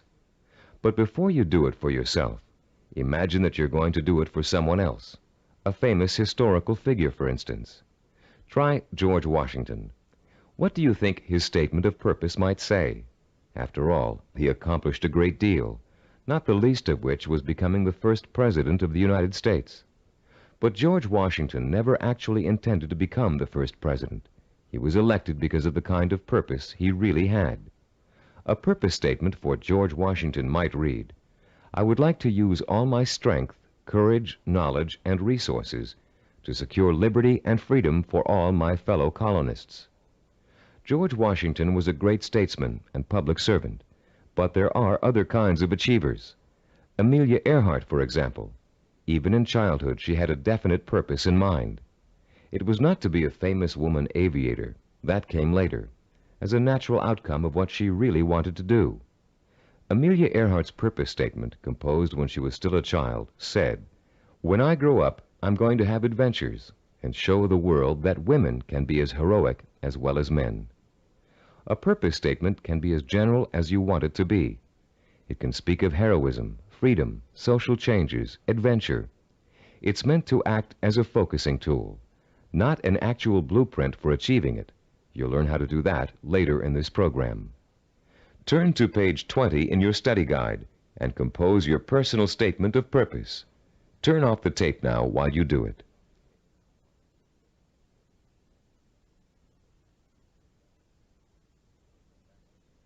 Welcome back again. You've come a long way in this session. You've learned to use limitless wishing, wishful imagining, creative biography, and a statement of purpose to narrow down your options and make a final choice about where you're going to focus your efforts. You've just used this four-part process to make a major decision about what you really want to accomplish and achieve in your life. But you can use it again and again, anytime you feel it's necessary, to aid you in making any kind of decision, from the smallest to the most important. This process works equally well for macro and micro decision-making. Whether you know it or not, you're now well on your way to becoming a self-disciplined achiever. You've learned to use one of your richest natural resources, your intuition and imagination. You've discovered what it is you really want to achieve and have written it down as a statement of purpose. You've laid the solid foundation upon which the power of self-discipline is built. We'd like to congratulate you on what you've already accomplished. In our next session, you're going to learn how role models can inspire and teach you to achieve your lifelong ambition. In Homer's The Odyssey, one of the oldest surviving epic poems in the world, there is a character named Mentor. A wise and practical man, Mentor kept everything running smoothly at home, while Odysseus, the hero of the tale, went off for 10 years to have adventures. Mentor played his role so well and gave such wise and true advice that his name has become part of the English language as a representation of what he stood for. The American Heritage Dictionary defines a mentor as a wise and trusted counselor or teacher. This session is about mentors. Few achievers can ever reach their goals without them. Mentors provide you with the kind of inspiration, motivation, and example that can make the difference between achievement and failure. Mentors help you to develop the belief that anything is possible. And mentors allow you to learn through modeling, that is, emulating the person you'd like to be. In ancient civilizations, mentors were revered. In the 18th century BC, there lived a wise Babylonian king named Hammurabi. One of his greatest achievements was developing and drafting mankind's first set of civilized laws, known today as the Code of Hammurabi. This king was so wise that one of his laws required all men of learning and craftsmanship to pass on their knowledge and skills to the young through examples their students could follow. Hammurabi realized that without modeling, no civilization would last very long. There have been many changes in the past 3,800 years, but one thing has remained the same. Without modeling, learning and achievement are not possible. It is a rare person who can forge a new path in society without consciously or unconsciously imitating someone that came before him. It is a rare artist who develops a new style without first having worked in the style of a master he or she has always admired. But actual skills aren't the only thing you learn through modeling. Values, attitudes, and behaviors are also passed on from mentors to students. And whether you realize it or not, you've been a student of behavior all your life. As an infant, your eager mind quickly grasped everything that was going on around you. You watched and later imitated what your parents, siblings, friends, and teachers were doing. If you had good models, models of integrity and achievement, most likely you grew up to be an achiever yourself. But if your models reflected apathy or failure, you probably grew up to imitate many of the self-defeating and negative behaviors you witnessed in your early years. Most of us had models who could best be called middle of the road. Your parents may have had specific skills and abilities they were proud of, but fell short of being a good example to you in other ways. An older brother or sister may have possessed exceptional talent in an area where you couldn't possibly compete. As a result, you've probably been instilled with a mixture of negative and positive attitudes about yourself and your abilities to succeed. It's time for you to develop the kind of positive outlook that is critical to developing self-discipline. It's time for you to throw off the cloak of self-doubt and realize that when you acquire self-discipline, you have what it takes to achieve your goal. It's time for you to use that self-discipline to develop the knowledge and skills you need to achieve. And in order to do all those things, it's time for you to find mentors who have already accomplished what you want to achieve. You're no longer a helpless infant who can't pick and choose good models to learn from. As an adult, you have the intelligence and power to go out and find the kind of mentors who will inspire and teach you with examples of their own persistence and positive attitudes and behaviors. By the time we finish this session, you'll know how to find your own personal mentors and use them to their fullest ability. And you'll be able to overcome the negative attitudes and lack of self-discipline that have been holding you back up until now. You'll learn how to identify your own personal role models using historical figures and the people surrounding you today. You'll find out how to actually learn new attitudes and behaviors from them. You'll learn how to use them to create a blueprint for your own actions, starting right now. And more importantly, you'll learn how to draw inspiration from them, the kind of inspiration that empowers your purpose, what you want to achieve, with a sense of possibility. If others have achieved it, then it's possible for me too. How do you go about finding mentors? At first glance, it may seem that there's nobody even remotely accessible to you who has the same kind of hopes and dreams as you do. But high achievers always find a way, and so can you. In our research, we discovered that achievers draw their inspiration from role models in two ways: indirectly, from reading and watching films, and directly, through day-to-day observation and contact. Let's first discuss how self-disciplined achievers indirectly find their mentors. Indirectly, they learn through media portrayals, mostly through the reading of biography and autobiography, reading profiles of achievers in magazines and other periodicals, and watching inspirational films and television programs. You may not be able to meet and talk to George Washington, Charles Lindbergh, Margaret Mead, or Agatha Christie, but each one of them has left behind a legacy of accomplishments that have been covered extensively in print and film. Stop now and think of all the people you've read about, heard about, or seen portrayed in films. Whom did you admire most?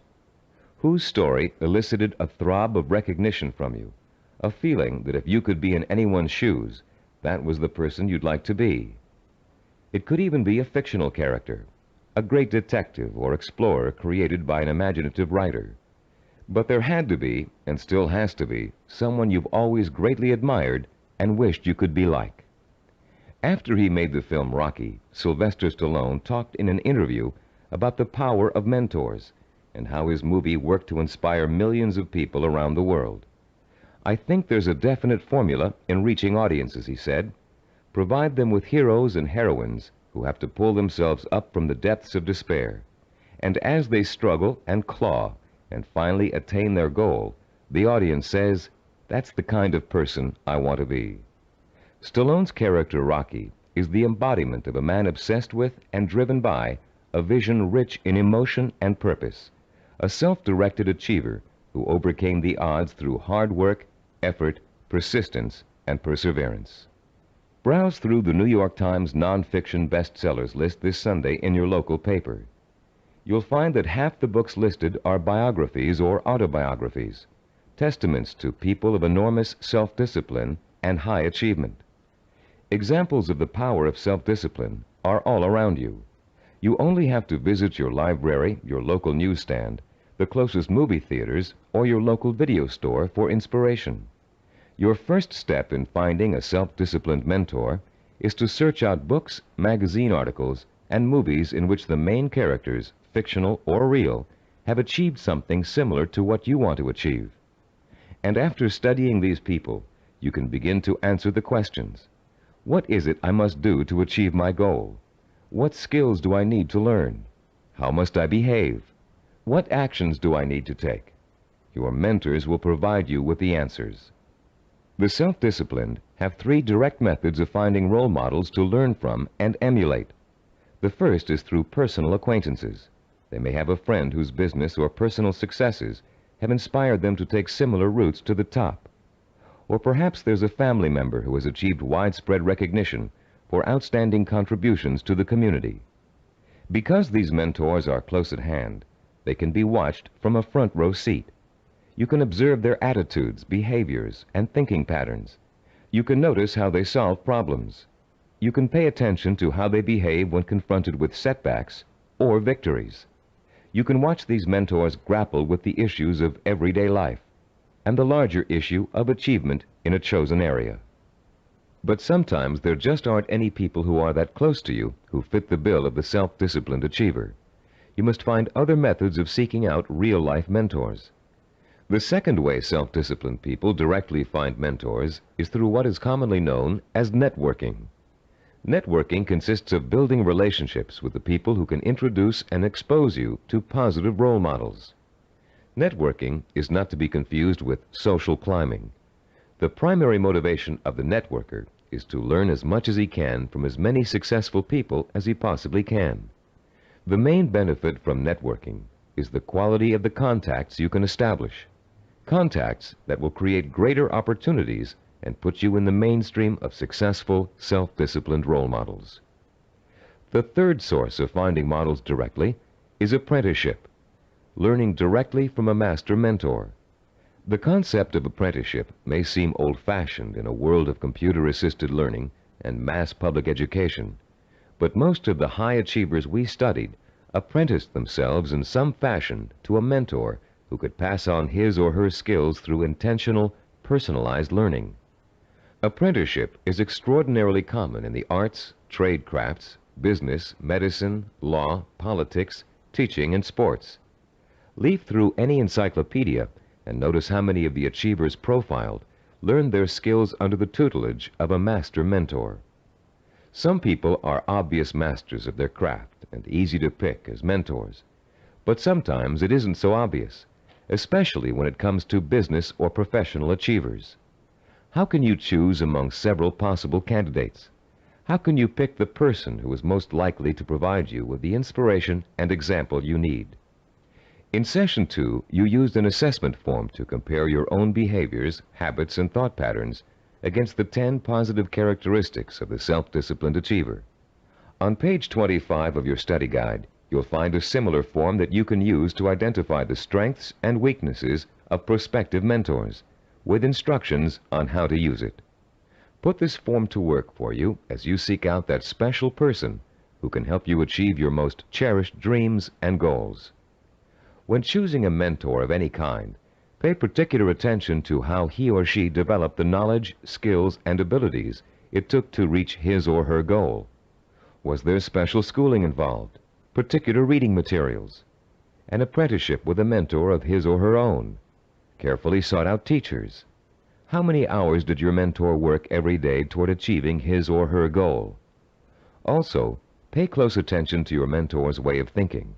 Be sure to choose someone who handles stress and pressure well, someone who responds to difficult problems by coming up with creative solutions, someone who loves what they do but still finds time for important personal relationships. The highest achievers work hard but are not workaholics. They still find time to enjoy their friends and families. Look for a mentor who has learned not to waste time and who has mastered the art of juggling a heavy schedule while staying calm and in full control. This will be an important trait for you to imitate, and find someone who neither capitulates to everyone around him, nor is so arrogant he won't listen to the opinions of others. You'll want to learn how to listen well, and then make your own decisions. In looking for all these traits, remember that your mentor is still going to be human and have faults. This is one of the most important things you can learn about your role model. In spite of great success, wealth, and the admiration of friends, family, and the community, he or she makes mistakes just like you. Rather than being disappointed in your mentor, you should rejoice over his or her human failings, because those failings mean that anyone can succeed just as they did. If it was possible for an imperfect person with one all-important goal in life to make that goal come true, you can do it as well. At Cybervision Systems, we've developed a number of sports training video cassettes that use a new and revolutionary learning technique. These video cassettes feature some of the world's greatest athletes, highly self-disciplined achievers who have won world championships and Olympic gold medals. And in the casual conversations we've had while working with these athletic stars, each one has revealed that he or she had a mentor whose skills, attitudes, and behavior served as an example of how to achieve. One of the things that struck us during these conversations was the fact that most top athletes were just as intimidated as you and I might be the first time they met their role model heroes, for lack of a better word. The idea that a major league ball player of undisputed talent might be quivering like a school kid in the face of their lifelong hero made us feel pretty normal, actually. I think we all feel a sort of psychological barrier when it comes to measuring ourselves against our role models. But as the athletes we talked to discovered, that barrier can be overcome quickly and easily. Each of them described the eventual realization that came from playing on a team with a personal hero or from riding the same pro circuit. The realization? As Olympic gold medal skier Jean-Claude Killy put it, everybody puts his pants on, one leg at a time. What each of them realized was that they too could easily perform like the role model they idolized. The idols, viewed close up, turned out to be as ordinary as the worshippers. They realized how great an opportunity they had to learn from their hero. Discovering that their idols were human and fallible, they began to believe deep within their hearts that they could equal or even surpass their idols' accomplishments. Though the role models you choose have developed tremendous strengths that have made them successful, they also have many weaknesses. Renowned fiction writer Ray Bradbury, for example, who was first published when he was in his teens, will never win the Monaco Grand Prix, or even a race to the local supermarket. Why? Because he never learned to drive a car, a skill most of us acquired long ago without thinking about it twice. A friend of ours who is independently wealthy, a local politician, a publisher of fine art books, and a world traveler, wears finely crafted boots with all his clothes, even his business suits. Is it part of his personal style? Yes. But his close friends know his secret. He never mastered the bow knot. This much admired man literally cannot tie his shoes. Recognizing how human and fallible your mentor really is, demystifying your role model, plays an important role in boosting your confidence in your own ability to succeed. If a man who cannot tie his shoes can become a politician, a publisher, and a self-made millionaire, what couldn't you accomplish with the same ambition and drive that got him where he is? This is a man who never let minor shortcomings hold him back. He and 1,000 other mentors will prove to you that you don't have to be perfect to succeed. In fact, you may be amazed to find out that there are a lot of similarities between you and your mentor. People with similar goals often think alike. The only substantial difference, then, between you and your mentor is the kind of self-disciplined effort he or she has applied to achieving a goal. If you apply the same kind of effort, you can be just as successful in achieving your goal. As a matter of fact, you can try on success for size by emulating your mentor's achievements while you're working toward a similar goal. Remember childhood dress-up games, playing pirate with a tinfoil sword and your mother's scarf wrapped around your forehead. Role-playing doesn't work only for children. It can give anyone who's striving to reach a particular goal a template to follow for achieving that goal. Hunter Thompson, who broke new ground in journalism in the 1970s with his gonzo style, picked up much of his technique by imitating one of the greatest writers in the English language, Charles Dickens. Thompson literally sat down and physically copied Dickens by hand, letting his mind and his muscles get used to Dickens' rhythm and style. Hour after hour, he copied Dickens' prose, word for word. And Thompson went on to become a successful and popular contemporary writer. The great 19th century psychologist and philosopher William James contended that if you want to acquire a positive habit or behavior, simply act as if you already have it, and you will. James was aware that the human nervous system is incapable of distinguishing between a physically real experience and a vividly imagined one, which means that once you select your mentor, all you need to do is act just like that person in order to be just like him or her. Remember General Patton? He acted just like Alexander the Great, and he won battle after battle against the Axis. What about Babe Ruth? He imitated Shoeless Joe Jackson and went on to achieve much greater fame than his role model. Or perhaps you've heard of a fictional character named Bunker Bean. Bunker Bean was a timid, weak boy, raised by his parents to think he would always be a failure, and he was. He failed in school, he failed with his friends, he failed in everything he attempted, until one day Bunker Bean ran into a fortune teller who told him he was the reincarnation of Napoleon and was destined to achieve great things. Bunker Bean was shocked out of his usual apathy by this revelation. Going to the library, he took out every book he could find on the legendary Napoleon Bonaparte. He bought posters of Napoleon and hung them up all over his room. And as he studied about the emperor, whom he really believed was his former self, he began to imitate Napoleon's habits, attitudes, and behaviors. Years later, Bunker Bean was a rich and powerful man. He had everything anyone could have asked for. Running into the fortune teller one day, he thanked her for changing his life by telling him about his former self. And to his astonishment, she laughed and told him she had lied to him years before, just to get his money. He wasn't the reincarnation of Napoleon after all. Bunker Bean was crushed. But since he had spent the many years acting like his role model, he found he couldn't shake the habits of success he had acquired. It was then that Bunker Bean realized that everyone is born with the potential to be a great achiever, if they can only believe they are. You don't need a fortune teller to set you on the road to greatness.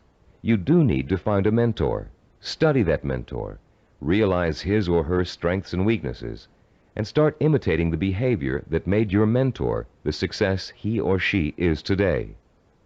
If you were an actor preparing for a starring role, you'd spend months studying the script. learning your lines and rehearsing your part over and over again until you knew it inside out. Only then would you have the knowledge, skills, and confidence to make a glorious debut. If, as Shakespeare said, all the world's a stage, then finding a mentor is your way of choosing your own starring role. For a while, as you closely observe your mentor and learn the script, you'll be just an understudy. But then, one day, the stage will be yours. Acting as if has remarkable suggestive power. In a book called The Wind Walker, which was made into a powerful film, an aged blind Indian spends his days teaching the ways of warriors. Sitting late at night, reflecting on the day's lesson and the children's reactions to it, he recites a poem to the heavens, part of which goes, "And did you not see the glow of their faces when he called them men, when he called them warriors?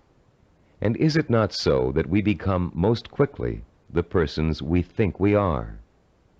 And later, this passage appears. He was making the children feel important, that one day they could be important. That was the way of a teacher, of a true man. Once you select your role models and learn about them and from them, you, like the young Indian children, should feel important, so that one day you will be important. This power of importance you draw from role models is really the power of possibility.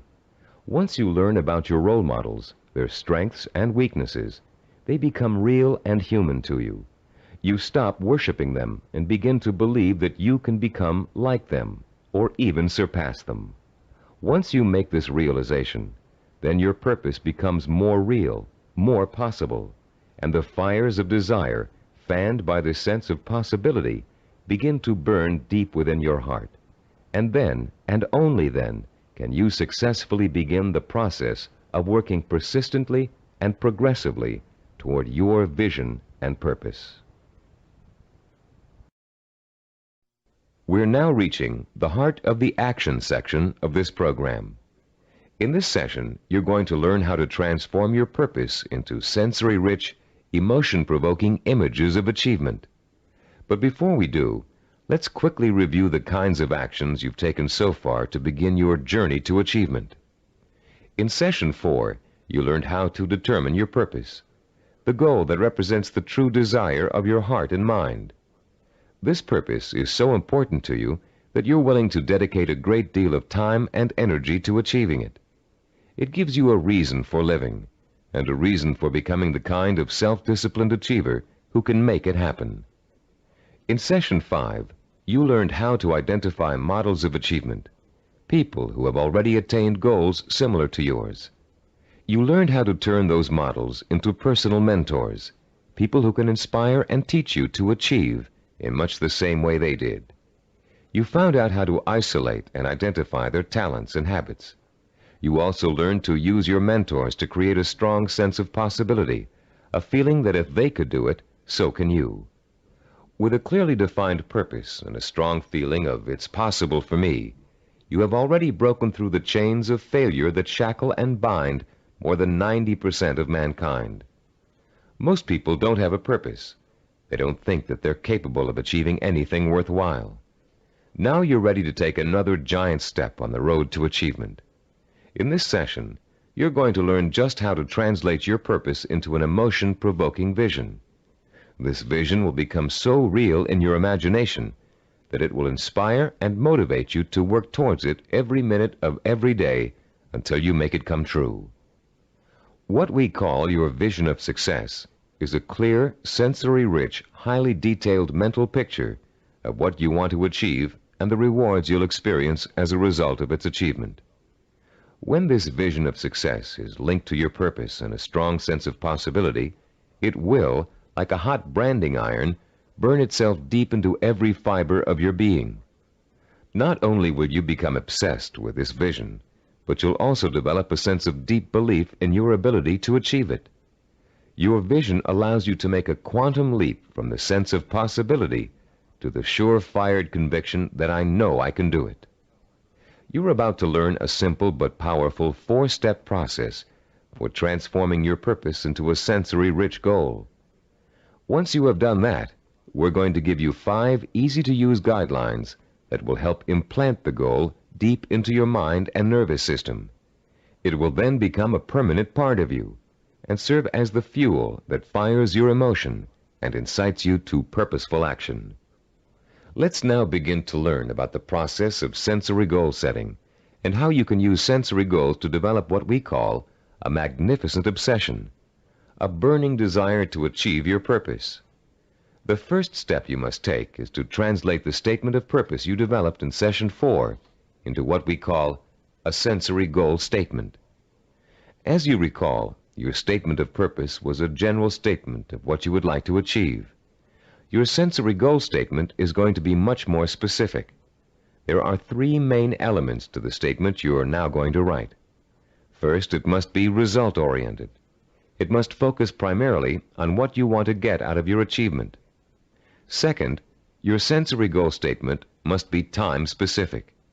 You must determine a point in time when your goal will be achieved. And third, it must be measurable. You must specify a criterion that lets you know when your accomplishment is complete. If you want to become a doctor, for example, your criterion might be finishing your internship and setting up your own practice. If you want to start your own business, your criterion of success might be the day you move into your own offices or hire your first employee. Having a measurable goal gives you the motivation to work towards a specific end. It also lets you measure your progress along the way and take corrective action if you're moving off target. This sense of having a concrete reality to work for, combined with an actual time frame and a result to look forward to, fuels your drive and compels you to work persistently and systematically toward the ultimate success of your endeavors. Let's quickly look at a few examples of how a statement of purpose can be translated into a sensory goal statement. Let's say your statement of purpose reads, "I want to help cure disease." Your sensory goal statement might read like this: "In June of 1989, I will receive a medical degree." If your purpose is to become your own boss, then your sensory goal statement might read, "In January of 1987, I will open up a retail store of my own." If your purpose is to run a marathon, your sensory goal statement might read, "In June of 1986, I will enter the Boston Marathon and complete the 26-mile run in under 5 hours." Now turn to page 29 of your study guide and look at Form 6.1. There's a space there for you to write your goal statement down. Take a moment now to compose and write your sensory goal statement in the space provided. I'll pause for a minute while you do this.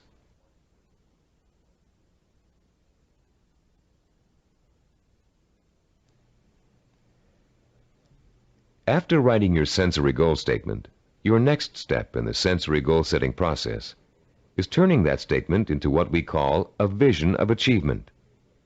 The first way in which you're going to do this is by finding photographs in books, magazines, and newspapers that show people living, experiencing, and achieving your vision. If your vision is to become a doctor, look for photographs of a medical school graduation ceremony.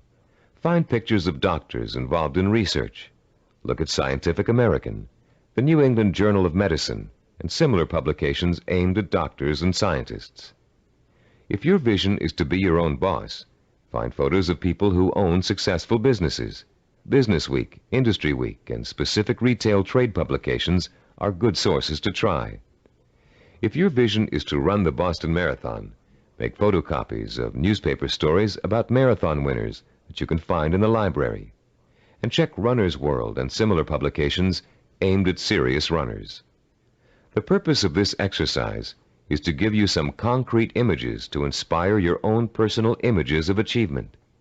You'll learn how to create those personal images in a few moments. Creating a vision achievement scrapbook of pictures that personally speak to you about your own desire for achievement can have a powerful effect on your motivation and drive. Devote some time today or this evening to locating these pictures, and in the future continually be on the lookout for more. The third step in the process of developing a sensory goal requires that you make a listing of all the advantages and rewards you will experience as the result of achieving your goal. For a few minutes, close your eyes and imagine that you have already successfully realized your ambition. How is your life different because of it? What recognition have you achieved? Has it made a difference with your family and friends? Has it made an impact on other areas of your life? Are you getting up at the same time in the morning, driving the same car to work? Are you going out more in the evenings, wearing different clothes? Turn to page 31 in your study guide, and in the space provided on Form 6.3, write down every single reward you can imagine resulting from the achievement of your goal. Don't just write down the general rewards, get as specific as possible.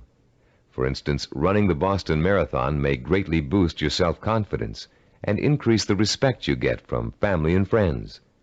But training for it will also get you into superb physical shape, meaning you'll have more energy, more stamina, more drive. You'll look better, feel better, sleep better, and do a better job at work. Use the photographs from your scrapbook to help you identify all the rewards you can think of that are associated with your goal. And when you're finished writing them down, you'll be ready to translate them into a vision that will stimulate your emotions, provoke your desire, and incite you to positive action. Close your eyes for a few moments and imagine that you have just achieved your goal. Where are you? What do you see around you? Are you indoors, outdoors, in your own home, at the office? Who are you with? Notice every tiny detail of your surroundings, including the texture of wallpaper, the color of the sky, the faces of the people you're with, the clothes they're wearing. Pretend you're going to have to draw a picture of this scene in a moment, so you really need to focus in on every little item so as not to forget it. Now, holding that visual image before you, switch your focus to sounds. What are you hearing? Are people talking to you? Are they congratulating you? If so, what are they saying? Are you hearing the voices of your parents, your spouse, your children, your friends? Are you all watching TV, where a famous newscaster's voice is reciting the story of your achievement? Maybe there's a party being held in your honor, and you can hear music in the background. Concentrate on every single sound you can hear and differentiate. Now, let's add the sense of touch. Are people shaking your hand? Do their hands feel smooth, rough, warm, cold? Are the grips firm or slack? Are you being patted on the back, hugged by your family and friends? Is someone pulling at your sleeve to get your attention? Next, imagine the prevalent smells that are surrounding you. If you're in the middle of a celebration, can you smell the food on the buffet table? Is the fragrance of champagne wafting up from the glass you're holding? Can you smell people's perfume or cologne? Now concentrate on taste. Are you sipping that champagne you were holding a moment ago, eating hors d'oeuvres? Or is the taste of success so sweet that you don't need or want any food? Finally, what are you feeling emotionally? Pride? Satisfaction? Maybe you're feeling relief that the hardest work is behind you.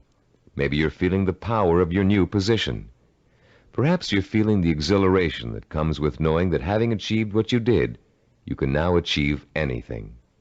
You might even be feeling humble, having come face to face with weaknesses you never knew you had during the long, hard effort to reach success. After you have awakened all of your senses to the sight, smell, taste, touch, sound, and feeling of success, turn to page 32 in your study guide and complete Form 6.4, entitled The Sensory Vision Worksheet.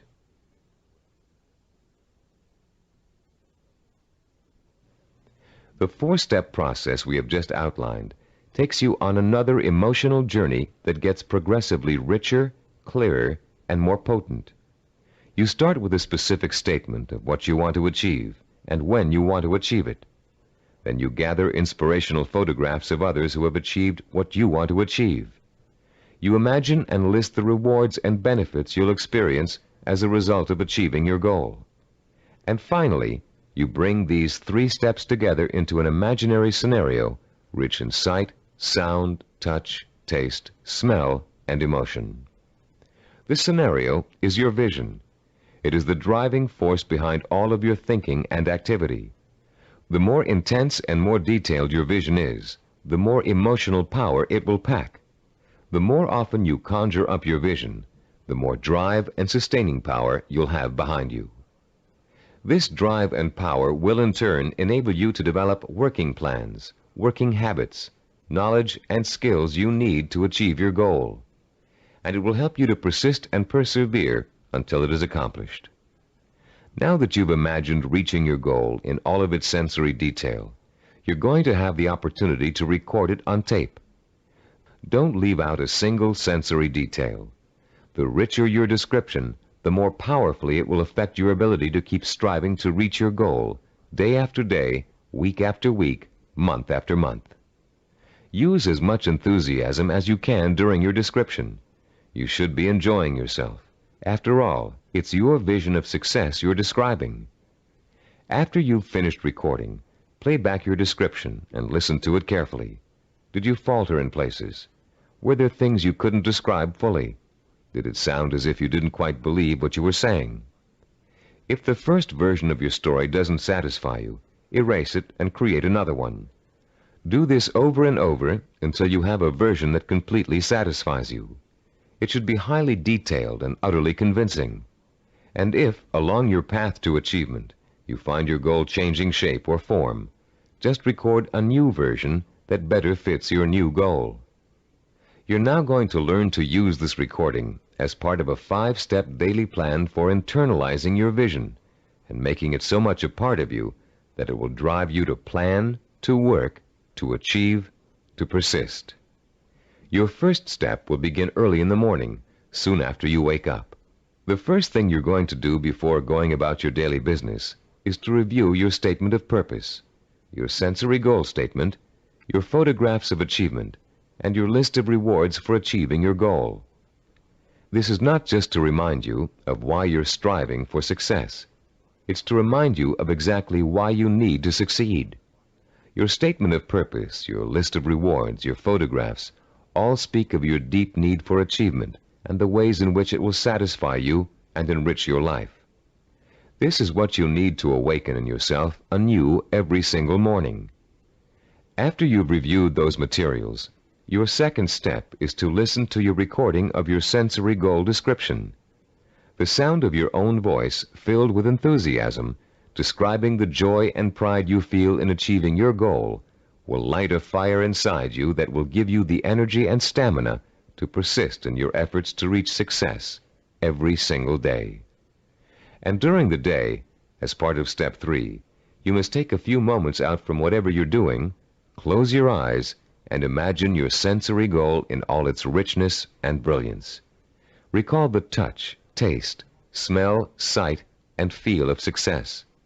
Relive your emotional reactions to it.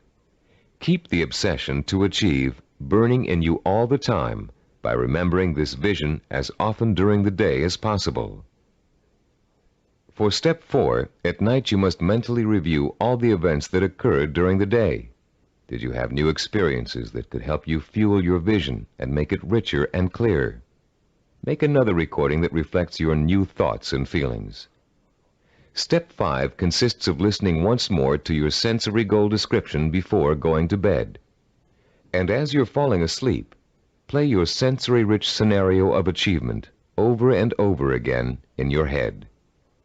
This 5-step plan will refuel and reinforce your motivation for achievement, and it will help to give you daily feedback on how well you're progressing toward your goal.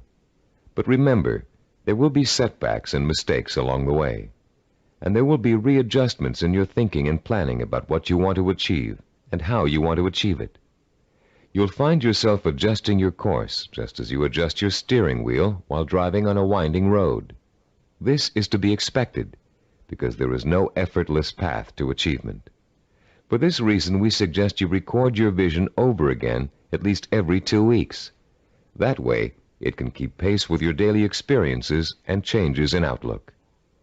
You've come a long way in this session. You've turned a general statement of purpose into a specific statement of what goal you want to achieve. You've put an achievement date on that goal. You've gathered pictures of it. And you've learned to turn it into a living, breathing vision of success that evokes the kind of strong emotions you need to sustain a long, hard effort of achievement. Now is the time to record your vision. Take your time and do it as many times as necessary until you are satisfied with the results. Remember, you're going to be listening to it twice a day, so it needs to be rich and rewarding. You may find you need several tries before you successfully record a vision that satisfies you in its richness of detail and intensity of emotion. Do as many versions as you need until you get the one that sounds just right. If your goal changes, record a new version. If you've reached your goal and want to pursue another, create a new vision and record it. Remember, include all the details and be as enthusiastic as possible. Now, begin your own narration of what it would look, taste, touch, smell, sound, and feel like to achieve your goal. What you can do, or dream you can do, begin it. Boldness has genius, power, and magic in it. These immortal words, written by the great German philosopher and dramatist Johann Wolfgang von Goethe, perfectly set the stage for what you're going to learn in this session. Here, we're going to help you turn the vision of what you want to achieve into an action plan. In Goethe's words, to boldly begin your dream. You already have the vision. You believe in it and in your potential to achieve it. Now we're going to work on a practical, step-by-step process through which your vision can be brought to life. For, as former United States President Theodore Roosevelt said, dreams are a dime a dozen. Everybody's got dreams. It's their execution that counts. Planning is the logical mapping out of where you want to go and how you want to get there. Seneca, the Roman philosopher, captured the importance of planning when he said, "When a man does not know what harbor he is heading for, no wind is the right one." Planning helps you focus your direction and organize both your time and resources. Every moment spent in planning saves 3 or 4 in execution. In this session, you're going to learn a simple yet powerfully effective system of planning, of organizing any goal you want to achieve into logical, easy-to-visualize steps. This system is applicable to any type of task or project, from building a deck to getting a medical degree. It will help you to make short or long-range plans, organize your resources, create schedules to meet necessary deadlines, and improve your decision-making skills. It will also improve the quality of your work. While following this plan, you'll experience an increase in self-confidence and pride as you realize that you are on your way to becoming a self-disciplined achiever. Every small task in your plan that you accomplish will be living proof that you are one step closer to your goal. And as you take each step, your faith in your ability to accomplish your goal will be reinforced and expanded. In approaching the creation of a plan, it is important to keep the following basic facts in mind. First, planning is a way to look at both the whole picture and parts that make up the whole. It is a way to organize those parts in a logical and sequential way. One step should lead to another. More than that, each step you take should make the next step possible, like adding links to a chain to make a fence. We've introduced you to the concept of macro and micro achievements. The whole picture is your macro achievement. The steps you must take to achieve your macro achievement are micro achievements. If you want to build a house, a macro achievement, you must start by leveling the site and digging a foundation. Only after those steps have been accomplished can you go on to pouring the foundation, putting up the framing, putting in electricity and plumbing, finishing the walls, installing the roof, and so on. The second fact to keep in mind is that ideas take time to implement. I won't dwell at length on the subject of time now, since we're going to devote all of Session 8 to time. But I'd like to tell you a short story about a Micronesian island leader named Pialug that illustrates the kind of time and patience it takes to achieve excellence. 50-year-old Pialug is the most respected and powerful man in his community because he's a navigator. His grandfather had told him, "If you learn navigation, you will have a name. You will eat the navigator's food. At sea, you will have more power than a chief." Pialug began learning navigation at the age of 5. Using shells and pieces of coral on sand, his grandfather created models of the constellations to teach him how to chart distance and direction. Pialug learned that at the right time of year, he could simply point the bow of his canoe at the rising star to steer his course. But since the stars rise 4 minutes earlier each evening, the rising star changes position every day. So Pialug also had to learn the positions of the multitude of lesser stars. It took him 45 years to learn every movement of every major and minor star and constellation in the nighttime sky. But having taken the time to learn, Pialug now enjoys the respect, admiration, and status in his community that comes with being a navigator. Like Pialug, you must recognize that it will take time to achieve your goal, weeks, months, or years. Like Pialug, you must develop patience in learning the steps that lead to your goal. With time and patience on your side, you'll be assured of realizing your ambition. And like Pialug, you'll achieve the respect that comes with final accomplishment.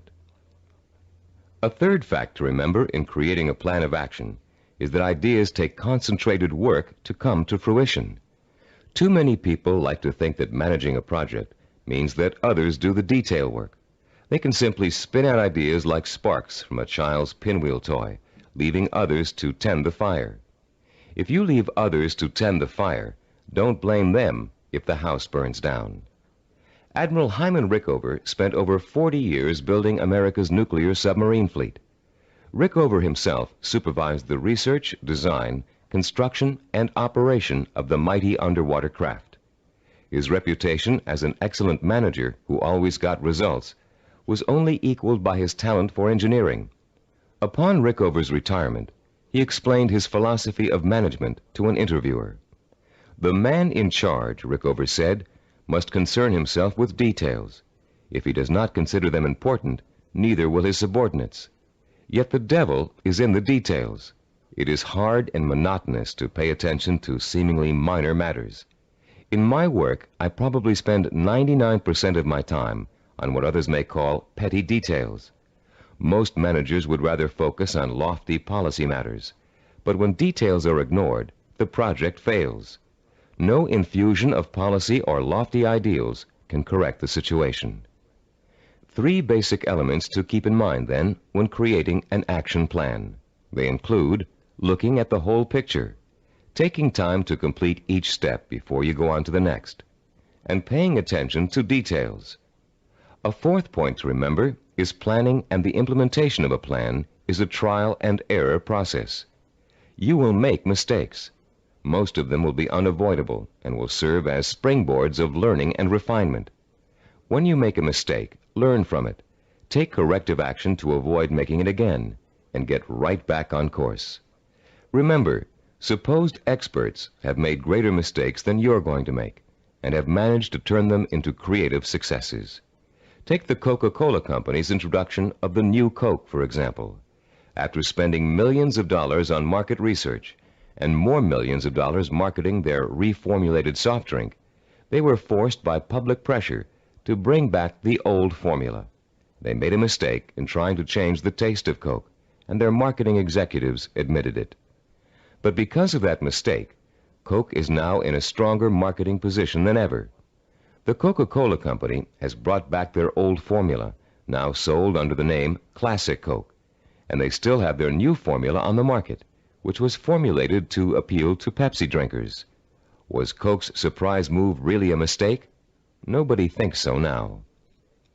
By correcting its mistake, Coke has the potential to win over an even larger share of the market than it had before.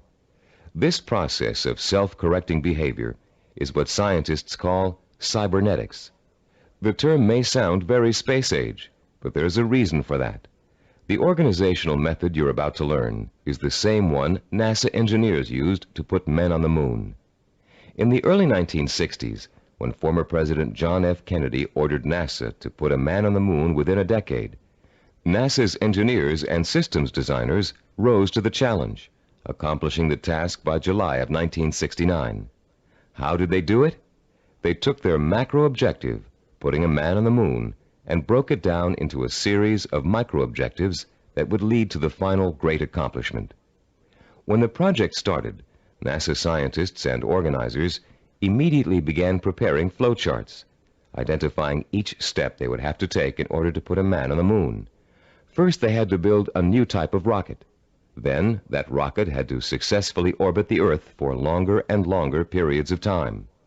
They had to design spacesuits that would be able to protect the astronauts from the moon's atmosphere. Each step got them closer and closer to achieving their objective, until that historic day when they got the job done.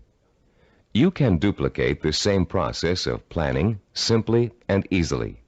You can apply it to any job you might be called upon to handle. We call the system of planning you're going to learn in this session visual network planning. Visual because it helps you to look at, identify, and visualize each of the steps necessary to complete an objective. Network because each of the steps are connected together to show how they lead to your goal. The instructions and examples that follow will show you how you can quickly and easily put the visual network planning system into immediate operation. There will be 7 steps involved. First, you'll write your objective. Second, you'll break it down into major steps we call activities. Third, you'll organize the activities in logical order. Fourth, you'll design a visual network. Fifth, you'll estimate how long each activity will take to complete. Sixth, you'll determine what we call critical path and float. And seventh and last, you'll assign actual calendar dates to each activity. Don't worry about remembering all of these steps now. We'll go over them one by one with examples to help you understand them. For now, as we begin our discussion of this powerful planning system, you'll need to refer to your study guide and follow along as I explain each concept. I'll pause here for a few moments while you locate the page. First, let's discuss the 4 basic elements of visual network planning. Look at diagram 7.1 on page 36. The first element is what we call an activity box. An activity is a step or task that must be completed in order to achieve a goal. The name of the activity is listed in a box. One activity is linked to another activity by a line with an arrow. This linking of activities is the second element of a visual network plan. The third element is the activity's reference number. Each activity is assigned a number for the purpose of identification. The number is circled and located in the upper left-hand corner of the activity box. Any number can be assigned to an activity box, and the numbers you do assign don't necessarily have to follow in numerical order. Activity number 23 can follow activity number 15. The fourth basic element of a visual network plan is what we call duration. Each activity takes a certain amount of time to complete. That amount of time is called its duration. Duration is listed at the bottom right-hand corner of the activity box. It can be represented in minutes, hours, days, weeks, months, or years. Now let's use these elements to build a simple network, a group of linked activities that lead to a goal. Refer to diagram 7.2 on page 36. This diagram assumes that you have some hard winter wheat and a wheat grinder, and you want to make some fresh, hot, whole wheat cereal. How would you develop a simple visual network plan to illustrate all of the steps you must take to end up with a bowl of piping hot cereal? Your first step would be to get a piece of paper and pencil and list your objective on the top. In this case, it would read something like, cook whole wheat cereal from scratch. Your second step would then be to break your objective down into its major steps or activities. In this case, there are 2 major activities involved. The first is grinding the wheat. The second is cooking the wheat. Third, you would then put the activities into their logical order. In our example, the wheat must be ground before it can be cooked. And fourth, you would construct a visual network plan in which the 2 steps are placed in activity boxes with reference numbers, durations, and linked arrows. We have already developed the visual network plan for this objective in diagram 7.2. As you can see, activity number 2 is grinding the wheat. Activity number 4 is cooking the wheat. When activity number 2 has been completed, having taken 2 minutes, activity number 4 is ready to begin. Activity number 4 takes 7 minutes. Reaching your goal of making a bowl of fresh, hot, whole wheat cereal takes a total of 9 minutes. This simple visual network plan shows you how many activities you need to complete before your goal can be accomplished. In this case, 2. and how long each activity will take. In this case, 2 minutes and 7 minutes. The example is very elementary. If you look at diagram 7.3 on page 37, you'll see a slightly more complex visual network plan. In this case, our goal has 2 activities that are dependent upon the completion of 1 activity. Here our goal is to get both a car and a motorcycle out of a garage. Neither can be accomplished without opening up the garage door. Notice also that activity 5, labeled Getting the Car Out of the Garage, is independent of activity 7, labeled Getting the Motorcycle Out of the Garage. Both activities 5 and 7 can be accomplished at the same time, providing you have someone to drive each vehicle and providing the door is opened first. In this example, note that 5 of the 7 steps of visual network planning have been completed. 1, the objective has been written. 2, the major steps of the project have been identified. 3, the steps have been put into a logical order. 4, they have been organized into a visual network. 5, each activity has been assigned a time estimate for completion. Now let's examine step 6, the concepts of critical path and float. To help you follow along in our explanation, turn to page 38 of your study guide and look at diagram 7.4, titled Critical Path and Float. As you can see, we have expanded our visual network plan for cooking cereal to one for cooking and eating cereal. The new objective is to prepare and eat freshly ground whole wheat cereal in 15 minutes. Look at the visual network plan. You now have 3 separate paths that come out of activity 3, grinding wheat. Going from the top down, the first path is made up of activities 3, 5, and 11. The middle path is composed of activities 3, 9, and 11. The bottom path includes activities 3, 7, and 11. Look at the 3 paths individually and total up the amount of time each will take. The middle path will take a total of 14 minutes to complete. The top path takes only 8 minutes. The bottom path takes 9 minutes. Look at your objective again. Your goal is to cook and eat the cereal within 15 minutes. If you are to complete your objective on time, the activities on the longest path must all be completed on schedule. The longest path on a visual network plan is known as the critical path. The activities on the critical path are called critical activities and are vital to the success of the project. The non-critical activities, those not on the critical path, can be delayed without affecting the result. These activities have what is called float. Float is the amount of time an activity can be delayed without affecting the completion of the project. In diagram 7.1, grinding the wheat, cooking the wheat, and eating the cereal take the longest amount of time and are thus on the critical path. Getting the bowls and milk can be delayed without affecting the schedule. Therefore, they both have float. Diagram 7.5 on page 39 is the visual network plan we use here at Cybervision Systems to develop our programs. Study the plan and try to determine the critical path. Which activities take the longest amount of time to complete? As you can see, activities 11, 13, and 15 are on the critical path. Activities 17 and 19, and 21 and 23, which take a total of 10 weeks to complete, have 6 weeks of float. Because of the amount of time it takes to complete the critical path, these activities can be delayed for 6 weeks without affecting the schedule. On the other hand, if any of the activities on the critical path are delayed, the whole project will be late. Identifying the critical path of your project enables you to gain control by knowing what your priorities are. You can then concentrate your efforts on getting those priority items done, letting the others float until you have time to take care of them too. The 7th step in developing a visual network plan is to assign calendar dates to each of the activity boxes.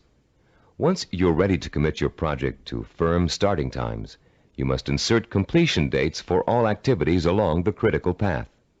For example, if we were to begin our audio program development on January 5th, and the first activity on the critical path, developing a program idea, has a duration of 1 week, then the activity box showing the completion of this task would have a target date of January 12th.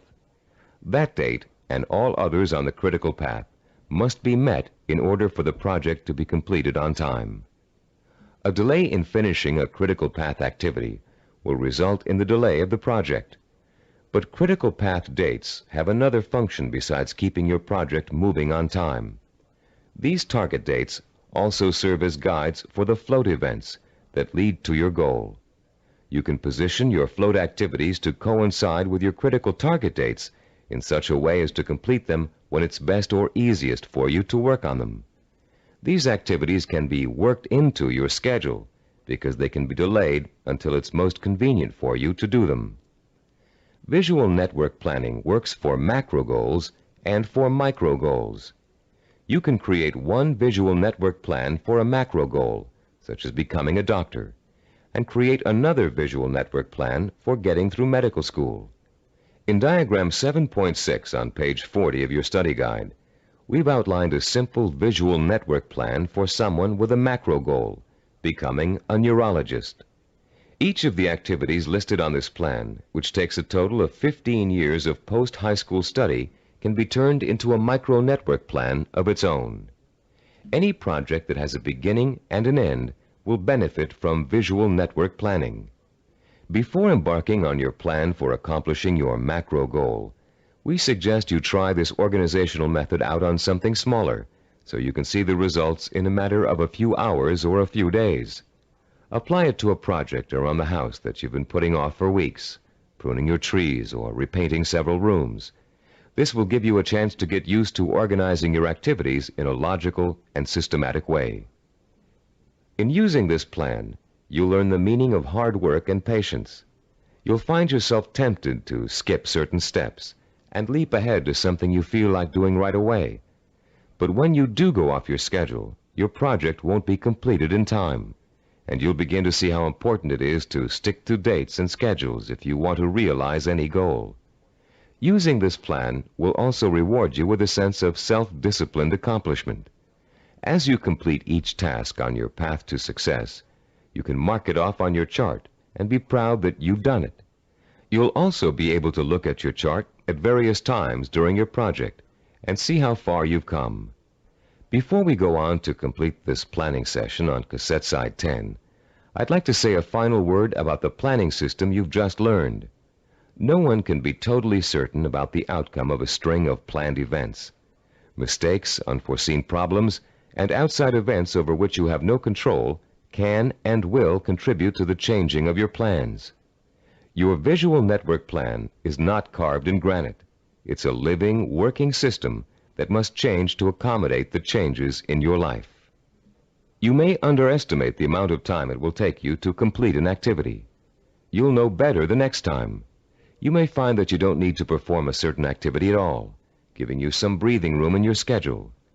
The objective of this plan is not to give you a rigid yardstick against which to measure your success or failure. Rather, it is to give you a logical, working system for achieving your goal. In creating your visual network plan, do your best to be as accurate as possible about dates and durations of activities. But remember that things may go wrong, and you may have to change those dates. This is not an excuse to quit. It is a good reason to keep sticking to your plan, for without it, you have little chance of achieving your goal at all. Remember, to successfully realize your purpose, you must have the courage to take risks, the courage to fail, and the courage to learn from your failures. Visual network planning is a roadmap that points out your destination and suggests a way to get there, but it doesn't tell you how to take the trip. It's up to you. On the next side of this tape, you'll take the exciting step of developing your own visual network plan, and you'll write your own story of achievement in a way that brings home the power and reward of final success. Now that you've been introduced to the guidelines of effective planning, you're ready to turn your own purpose and vision into macro and micro plans. As you do, keep in mind the following suggestions. First, the instructions on how to develop a visual network plan are guidelines only, and not a rigid set of rules. Use the principles we've discussed as a guide to meet your own specific needs. Second, take the time to work at converting your goal into a visual network plan. You'll probably need to come up with a number of rough versions before you arrive at your finalized plan. Don't get frustrated. The very act of planning will force you to think logically and use your creativity. More importantly, your vision will go from the abstract to the concrete, a step most people aren't able to take or don't know how to take. In developing your personalized visual network plan, you'll find that this system will become one of the most valuable tools you'll ever use. So study it thoroughly, familiarize yourself with the steps, get to work, and be patient. After you have developed your first visual network plan, there's an exercise I want you to complete. Take your plan and put it in front of you. Study what you've written for a few minutes. You have a stated objective, a list of activities, and a time frame. That's all it takes to tell a story. So I'm going to ask you to tell the story of the achievement of your own goal. Only you're going to tell the story in the past tense, as if your goal has already been achieved. In your story, pay attention to details. How long did it take to reach your goal? What did each step along the way feel like? Did you have to reevaluate your goal in the process of achieving it? What did you discover about yourself along the way that led to the successful achievement of your ambition? Keep your story simple. Pretend you're talking to a friend. Be enthusiastic. Be proud. Give your friend a step-by-step description of just how you did it. First I did this, then I did that, and this happened along the way, so here's how I took care of it, and so on. Now you're going to tell your story on tape to describe your success in sensory-rich detail, with all the enthusiasm you can muster, as if it finally really happened. When you're done, you'll have a record of your success that you can refer to again and again for inspiration. When you play your story back for the first time, listen very carefully to your descriptions. Did you falter in places? Was there a lack of conviction in your voice in certain areas? Did you hesitate, as though to tell yourself you really didn't believe that success was yours? Or were you self-assured and utterly convincing? If the first version of your story doesn't satisfy you, erase it and create another one. Do this over and over until you have a version that completely satisfies you with its richness of vision and inner strength. When you achieve your goal, you can use this same method of storytelling in pursuing another one. Always make sure that your story rings true and offers real inspiration to you when you hear it. Remember, don't be afraid to brag and relive the success you've already accomplished in your imagination. You've already taken an important step in mastering the science of self-discipline by learning how to turn your most important goals into step-by-step plans for achievement. Now comes the time to roll up your sleeves and learn how to put these plans into action. This is an exciting moment for you and a turning point in your quest for success. Up until now, you've learned how to prepare for achievement. Now you're going to learn how to actually tackle the hard, efficient work that is the bread and butter of achievement itself. Notice we said hard, efficient work, not just hard work. Hard work alone doesn't guarantee success. In fact, many unfortunate people spend a great deal of time working very hard and never get anywhere in spite of it. Making intelligent and efficient use of your time is of paramount importance in achieving your goal, especially when that goal may take years to achieve. In this session, you're going to learn how to manage your time and effort so efficiently that you won't waste one valuable moment in your journey to achievement. You'll learn how to find time in an already busy schedule to work on the micro tasks that make up the stepping stones to your macro purpose. You'll find out why what we call seasoning, a special way of looking at time, is so critically vital to your success. You'll learn how to actually quicken time, make hours seem like minutes, weeks seem like days, and years seem like months. And you'll learn once and for all how to develop the do-it-now habit, allowing you to permanently overcome the world's #1 cause of failure, procrastination. By the time you finish this session and complete the corresponding exercises in your study guide, you'll be equipped with a new attitude towards time and achievement, and you'll be ready to begin systematically putting your step-by-step plans into purposeful, disciplined action. Let's now begin exploring the fascinating principles of using and managing time that can make the difference between success and failure. To begin at the beginning, let's talk a little bit about the relationship between time itself and achievement. We all know that it takes time to accomplish something. Depending on what you'd like to accomplish, it may take a little bit of time or a great deal of time. The same goal can also sometimes be achieved in less time or more time, depending on how good a job you want to do in achieving it. Think about any small task you might be confronted with around the house. Let's say one of your doors is stuck and needs planing in order for it to open and close easily. There are lots of ways you could accomplish that task and lots of shortcuts you could take. But in order to do a really good job, you know you should measure the door and doorway opening, figure out how much wood you need to remove, take the door off the hinges, and mount it on a sawhorse and plane it down until it reaches the right size. This approach may take longer than some others you can think of, but it's the best way to achieve your goal. And when the job is done properly, you know that door will never get stuck again. The person who takes the time to do the job right is the epitome of the self-disciplined achiever. Someone who has learned not to worry about time, but use it to its full potential to achieve a goal in the best way possible. None of your goals are going to be as simple as this one to accomplish, but the principle remains the same. To achieve with excellence, you're going to need a long period of time in which to allow your knowledge and skills to mature and grow. This is the concept of time that we call seasoning. Seasoning is a law of nature. All things take time to come to fruition. People, in their impatience to get what they want without going through this growing process, often end up stunting their own personal growth and making true success impossible.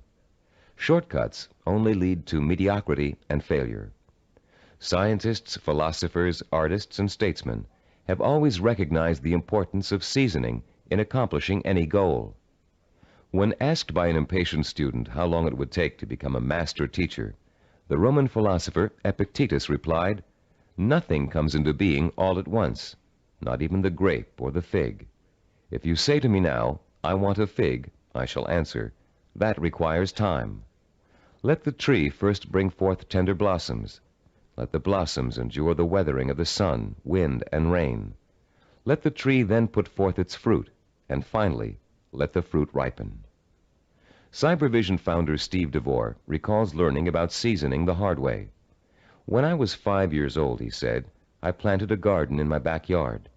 Because I didn't understand how seeds grew, I would go out and dig them up every day to see if they'd sprouted yet. I hardly watered them, and I didn't weed them regularly as I should have. Because I was so impatient and neglectful, my plants never got the chance to grow properly. And when harvest time came, my vegetables were pitifully small and undeveloped. I had a friend next door, a slightly older boy who understood the principles of gardening. He let his plants grow and ripen in their own time, helping them along with regular watering, fertilizing, and weeding. He enjoyed a bountiful harvest that summer, and I learned a lesson about patience and self-discipline." All great achievers not only understand the concept of seasoning, but they value it greatly. They know that success cannot be hurried. They know that to try to hurry it is to ruin it. They understand that every step along the road to achievement is a necessary one and a small achievement in itself. And they also know that getting there can and should be half the fun. Self-disciplined achievers are willing to pay the price of time to realize their ambitions. They are not intimidated by the thought of having to work and study for 5, 10, even 15 years. Their commitment to a goal is absolute, and their vision of success is unwavering. The self-disciplined achiever knows that if what he wants will take 5 years to achieve, the 5-year effort will be worth it. He knows that those 5 years are going to pass anyway, and he has a choice about whether to spend them preparing for success or wasting the time thinking and dreaming about what he'd really like to do. For the self-disciplined achiever, there is no choice. He'll gladly spend those 5 years working and studying to achieve his goal. Does several years seem like a long time to you? Think how fast the last 5 years of your life have gone by. What did you do during that time to make achievement possible? If you had been working steadily towards your goal all that time, you could have achieved it by now. Let's say you're 34 years old and your dream is to become an architect. You know it will take you 6 years of schooling and apprenticeship before you can get a good job with a respected architectural firm. But that means you'll be 40 years old by the time you reach your goal, and you feel you just can't wait that long. Stop and think. You're going to be 40 years old in 6 years whether you study architecture or not. And if you choose not to study it now, in 6 years, you'll be in the exact same position, wanting to be an architect and knowing it will take you 6 years to get there. Only by then, you'll have to work until you're 46 to achieve your goal. You can get there in 6 years by starting now, or you can choose to give up hope of ever getting there at all. If you really want to achieve your goal, 6 years won't seem like such a long time. As you'll find out later in this session, to the self-disciplined achiever, the 6 years will go by very fast. Impatient people want things to happen overnight. In the words of French philosopher Blaise Pascal, they anticipate the future as too slow in coming. And in being unwilling to devote hours of time to the kind of seasoning it takes to become accomplished at anything, they waste their lives by doing nothing at all, and they wonder why they always feel so unfulfilled. How many youngsters have you known who came home from a rock concert determined to learn to play the guitar? It looked easy when the group on stage was playing, so the youngster goes out and buys a guitar and takes his first few lessons. And all of a sudden, it becomes apparent that it's not easy. It's going to take years of hard work and effort to learn to play really well. So the youngster loses interest and gives up, bored with the tedium of practicing scales for hours. Yet the professional musicians he's watched have put in years of practice to get where they are, and where the youngster would like to be. The great artist Pablo Picasso was once approached by an admiring woman in a restaurant. Having recognized him, she asked him to draw something, anything, on a napkin for her. She told him she'd pay him whatever he thought was fair, if only he would provide her with this impromptu work of art. Picasso agreed and spent 5 minutes drawing a picture on the napkin. When he was finished, the woman picked the napkin up in delight. How much did he want for the picture, she asked. Calmly, Picasso replied, $10,000. Dumbfounded, the woman began to argue with him that a picture drawn on a napkin in 5 minutes couldn't possibly be worth that much. But Picasso just smiled and said, Madame, it may have only taken me 5 minutes to draw the picture, but it took me 40 years to learn how to draw it. 40 years. Does that seem like an interminable amount of time? To a master artist seeking the ultimate expression of his talent, a great scientist seeking a cure for disease, or an ambitious businessman trying to turn a small company into a Fortune 500 corporation, 40 years can seem to fly by overnight. To the dedicated, self-disciplined achiever, time is nourishment for what he wants to accomplish. And that time is well spent, taking step after step in a continuous effort to achieve a specific goal. The achiever does not get sidetracked. Every day he concentrates on the micro tasks that make up his macro purpose. And each completed micro task becomes a source of pleasure and a reward in itself. Top newscaster Eric Sevareid achieved his macro purpose by actually ignoring it. Instead, he concentrated on the micro purposes that would help him accomplish his goal. Sevareid tells the story in his own words. Once when I relinquished my job and income to undertake a book of 250,000 words, I could not bear to let my mind dwell on the whole scope of the project. I would have surely abandoned what has become my deepest source of professional pride. I tried to think only of the next paragraph, not the next page, and certainly not the next chapter. Thus, for 6 months, I never did anything but set down one paragraph after another. The book wrote itself. Years ago, I took on a daily writing and broadcasting chore that has totaled now more than 2,000 scripts. Had I been asked at the time to sign a contract to write 2,000 scripts, I would have refused in despair at the enormousness of such an undertaking. But I was only asked to write one, the next one, and that is all I have ever done. You can learn to work in microtasks by following your step-by-step plan for success and concentrating only on each step at a time. But you cannot learn seasoning as if it were a skill. Seasoning is an attitude that must be adopted and made part of your mental framework if you are able to achieve your lifelong purpose. It is crucial to self-discipline. More than that, it is actually at the heart of self-discipline. Besides seasoning, the self-disciplined achiever experiences something we call time quickening. Time quickening does not mean taking shortcuts, as you might first guess. Rather, it represents what happens to your perception of time as you become involved in the pursuit of your goal. Time quickening is an almost magical experience where time seems to disappear and you know you're in complete control of what you're doing. When it happens, you feel energetic, concentrated, and completely absorbed in your task. We've all experienced time quickening when we're doing something we particularly enjoy. For you, it may have happened while you were reading an exciting murder mystery, watching an action-filled movie, playing a game of tennis, or even weeding a garden. Time quickening takes place whenever you find yourself completely engrossed in something to the point where nothing can distract you. The moments fly by so quickly, you're just not aware of them. Past and future seem to disappear, leaving only you and the task you're engaged in. And after what only seems like minutes, you look up and notice in shock that a great deal of time has passed. Dreams are a reverse example of this phenomenon. Although you may often wake up feeling as if you've been dreaming a particular dream for hours, the whole thing has actually taken place in just a minute or two. The human mind has the amazing ability to alter our own perception of time. Once you learn to use this ability to your advantage, you will no longer be discouraged at the thought of having to spend so much time pursuing your goal. Scientific research has shown us how to trigger the experience of time quickening. You can actually learn to consciously create the sensation that time has stopped.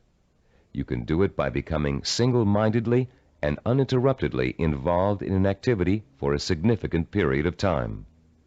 Time quickening occurs when you surrender your attention and your senses to something outside of yourself. There are 6 steps you can and must take to experience the benefits of time quickening. Listen to them carefully, and then try to recreate them, first with lesser tasks that may or may not be related to your goal, then with your actual micro-purposes. First, create or find a working environment that is free of distractions and potential diversions. Second, focus on doing one task at a time and stick with it until it is completed. Third, surrender yourself to the task at hand. Work hard and work well, and don't stop working until you have finished as much or more of the task as you started out to do. Fourth, plan to work uninterruptedly for a significant span of time, several hours if possible. Fifth, don't watch the clock as you work, and don't continually compare how much you've accomplished against how much you still have to do. Sixth and last, stop working when your thinking becomes muddled due to fatigue. The first few times you try using these 6 steps, you may have a hard time following them all. But the more you practice, the easier it will get.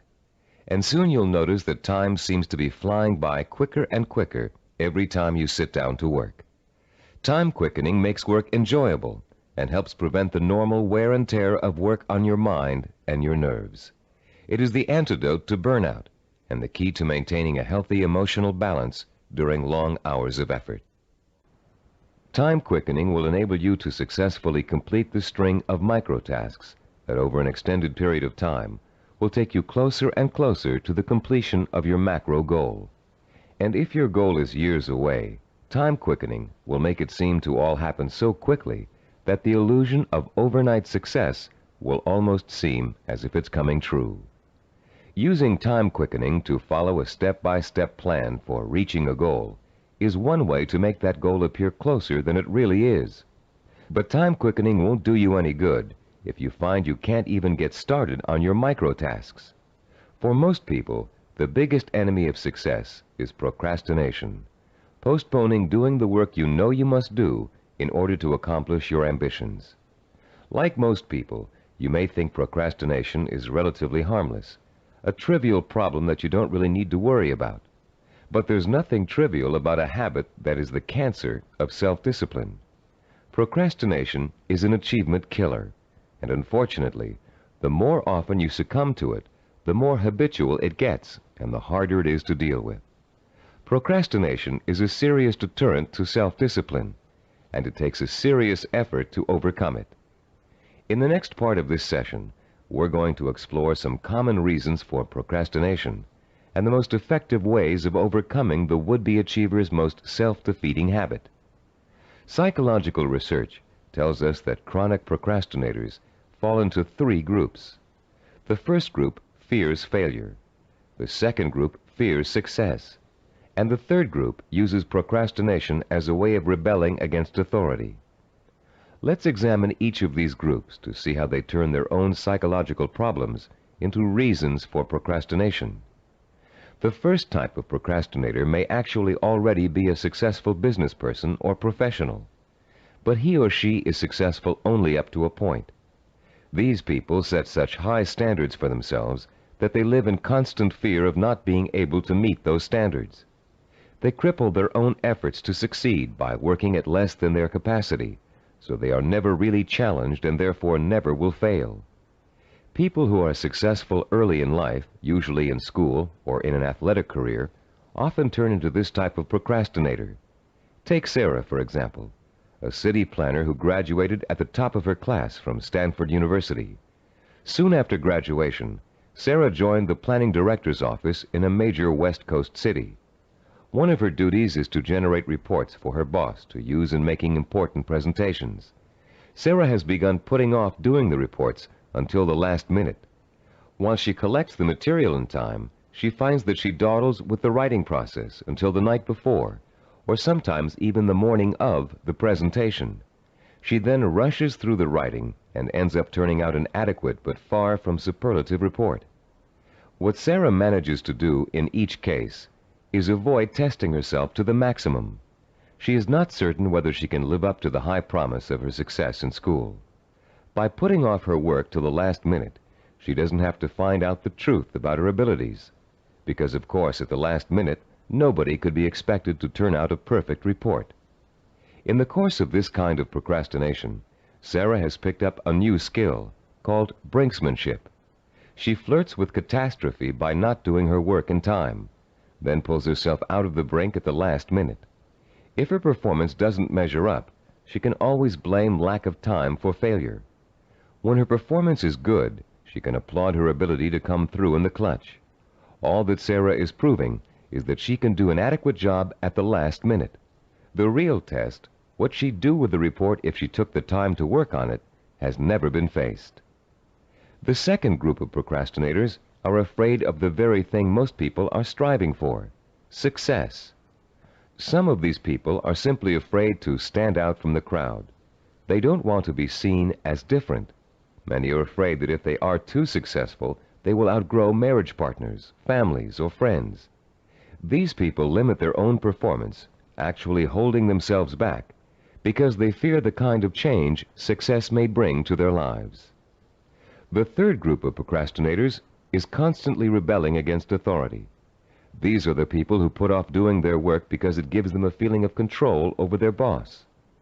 Rebellious procrastinators spend their lives reacting to a fear of being controlled or dominated. Whenever something is expected of them, they react by procrastinating just to prove that they are the ones in power. If you're a procrastinator, you probably fall into one of these three groups, or you may find you have a little bit of each type of procrastinator in you. Understanding the reason for your procrastination is your first step towards overcoming it. It's especially important for you to realize how self-destructive and self-defeating procrastination is. Whether you're rebelling against someone or responding to an inner fear, procrastination will eventually hurt you in everything you try to do. There are a number of techniques you can use to help overcome the habit of procrastination and replace it with energetic, efficient, inspired action. William James, the great Harvard University psychologist and philosopher, who already taught us in Session 5 the value of acting as if we are what we want to be, has a very practical solution to procrastination.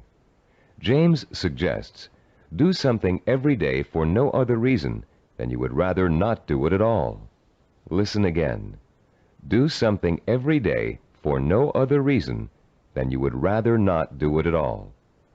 What James is really telling you to do is to replace the habit of procrastination with the habit of action. As soon as you catch yourself thinking, well, I won't do that now, I'll do it later, you must immediately do whatever it is you're procrastinating about. Self-disciplined achievers also use two special time management techniques to overcome the tendency to procrastinate. The first is called Swiss cheesing. The second is called unscheduling. Swiss cheesing is another term for dividing a macro purpose into a series of micro tasks. The management consultant who invented the term conceived of it as a way of poking holes in a large task to make many smaller tasks. If you have a task that will take 2 hours, Swiss cheesing it creates 8 15-minute segments, or 4 30-minute segments, or however many smaller segments you need to get the task done. Breaking a macro purpose down into micro tasks makes it seem much less formidable. In fact, this one-step-at-a-time approach is the only way to achieve a major goal. Without losing sight of what you want to achieve, you should never go around thinking about the enormity of your major purpose. You must concentrate only on achieving one small step at a time. Unscheduling also helps you to overcome procrastination and get on with your project in the most efficient way possible. Sometimes you know you're going to need so much time to complete a task that you won't even start it. You rationalize that you'll never find the time to finish it anyway. But often people overestimate how much time it really will take them to do something, and they don't realize that by Swiss cheesing, they can find the time to do it in an otherwise busy schedule.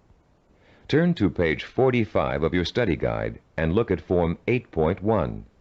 You'll see a chart with the days of the week listed along the top row, and the hours in a day listed vertically along the left side. There are 7 days listed and 16 hours per day. The chart presumes that you get up at 6 o'clock in the morning and retire at 10 p.m., but you can easily change the numbers to correspond to your own daily hours. It's often a shock to look at a chart like this and realize how many hours you actually have available to you in a one-week period. Of course, many of those hours are taken up with the necessities of everyday life. Your first task in this exercise is to fill in all those hours that are occupied with travel, meals, work, meetings, regular recreational activities, and other commitments. Only fill in the time that absolutely must be devoted to activity. If you regularly watch television or read magazines for 3 hours every night, that doesn't qualify as a life necessity unless it's part of your job to do so. When you've finished, look at the boxes you haven't filled in.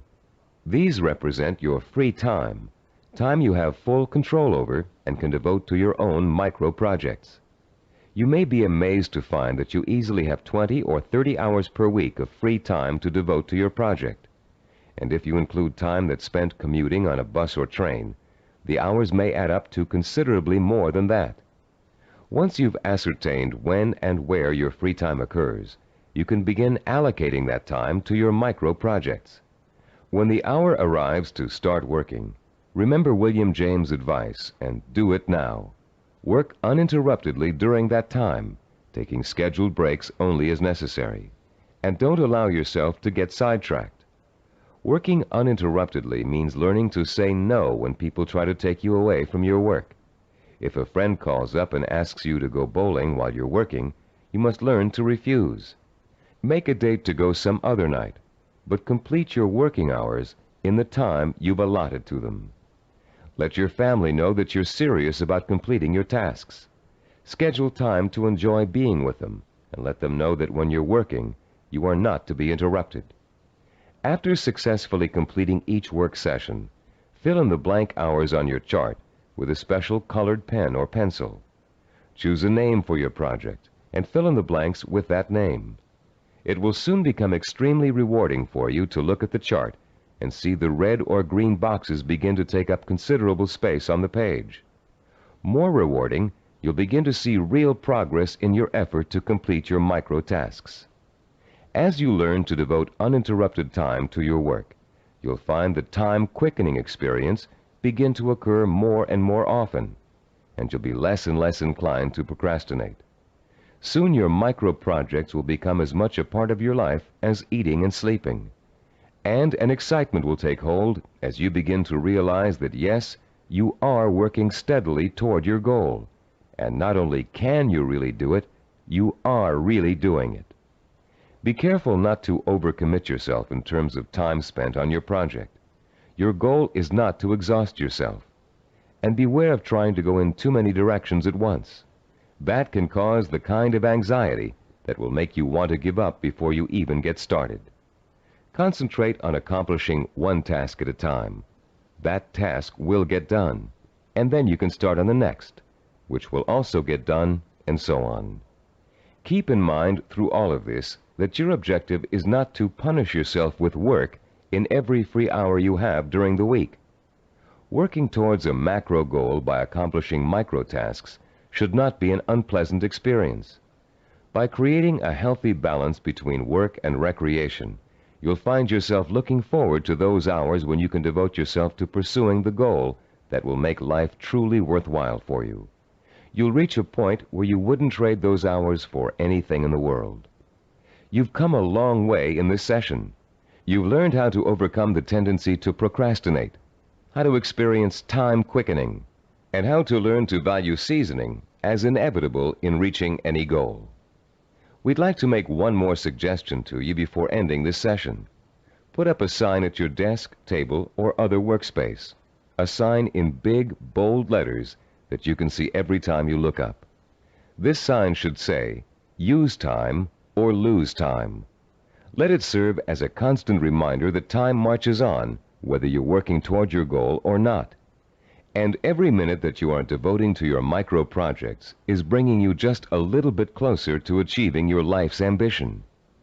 In the next session, you'll find out how self-disciplined achievers master the skills and knowledge they need to make their vision a reality. And you'll learn to broaden your own new field of knowledge by overcoming your learning blocks and harnessing your built-in powers of intelligence and discipline. In this session, we're going to talk about how you can identify and learn the knowledge and skills you need to master in order to achieve your vision and purpose. As we've repeated throughout this Neuropsychology of Self-Discipline program, any goal worth achieving takes preparation and careful, patient work. As easy as running is, as natural as it seems, you wouldn't go out today and run a marathon without months of preparation, slowly working up to 3 miles a day, then 7, then 10, then 15, gradually working toward the 26-mile goal. You would start marathon conditioning with a careful program of nutrition, stretching exercises, reading, talking to other runners, and even a doctor's checkup. You'd determine what knowledge and skills you'd need to accomplish your goal of 26 miles, and you'd accumulate the knowledge and skills step by step until your goal was achieved. The goal of this session is to help you learn how to learn. Many of us were programmed years ago with the belief that there are certain things we just cannot learn. We were tracked in school into one path or another because of test results which told us we had no aptitude for a particular subject area, or by teachers or counselors who believed we were best suited for one discipline over another. In some cases, the stereotype was as blatant as girls take home economics, boys take shop. In other cases, the grounds for tracking could have been racial or economic, or some other person's perception of our intelligence. In a now famous psychological study, new teachers in an elementary school were told that certain students in their classes were gifted and certain others were slow. In truth, there was no measurable difference in the student performance up till that time. But by the end of the following semester, the students labeled gifted were doing work above grade level, while the slow students were performing below. The only thing which had changed was the teachers' attitudes toward the children. Much of our response to learning has been based on what we've been told about our ability to learn. In this session, you'll learn how to break through the learning barrier and clear away the mental blocks that have you falsely entrapped in the belief that you can't learn certain difficult subject matter and skills. You'll learn how to learn all over again, this time recognizing that your potential is as unlimited as your imagination. You, like other self-disciplined achievers, will know how and when to acquire the essential knowledge and skills that will enable you to achieve your goals. In our research into human achievement, we found that the world's most persistent and successful people had developed a four-step approach to learning that ensured they would successfully acquire the knowledge they need to achieve their goals. The process is a simple one. Listen carefully as we go over its basic components. First, they're able to determine what new skills and knowledge they must learn in order to achieve their goals. Second, they call into play their belief in their ability to learn. They believe they can learn any subject or skill, no matter how difficult it might be. Third, they're patient. They understand that acquiring new knowledge and skills is often a slow, step-by-step process that requires systematic trial and effort. No matter how young or how old, the learner must go through the same progression of acquiring knowledge and skills. And fourth, they develop their own effective, personalized system for learning, a simple learning formula they can apply to any subject matter to efficiently and thoroughly master goal-relevant knowledge and skills.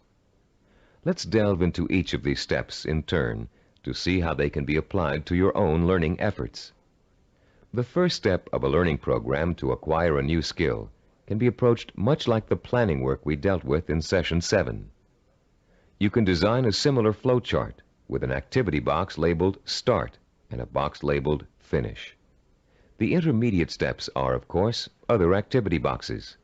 Activities which must take place at the same time must appear one above the other.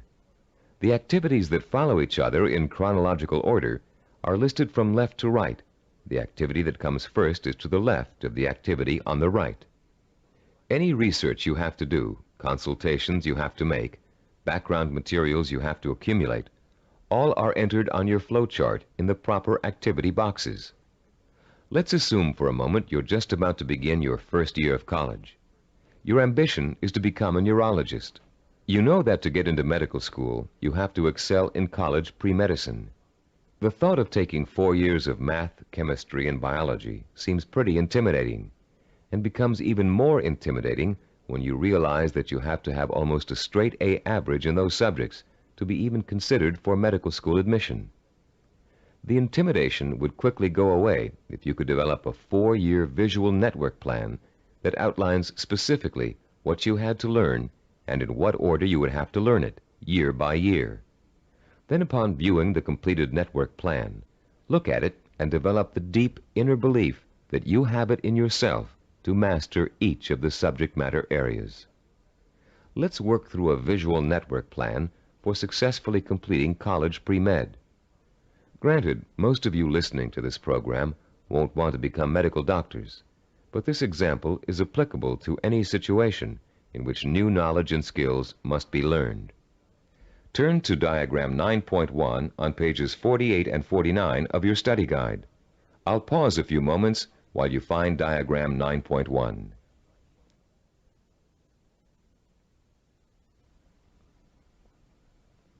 As you can see, there are 3 visual network plans. The first one outlines the chronological steps to becoming a neurologist. We call this a macro plan, with the objective of becoming a neurologist.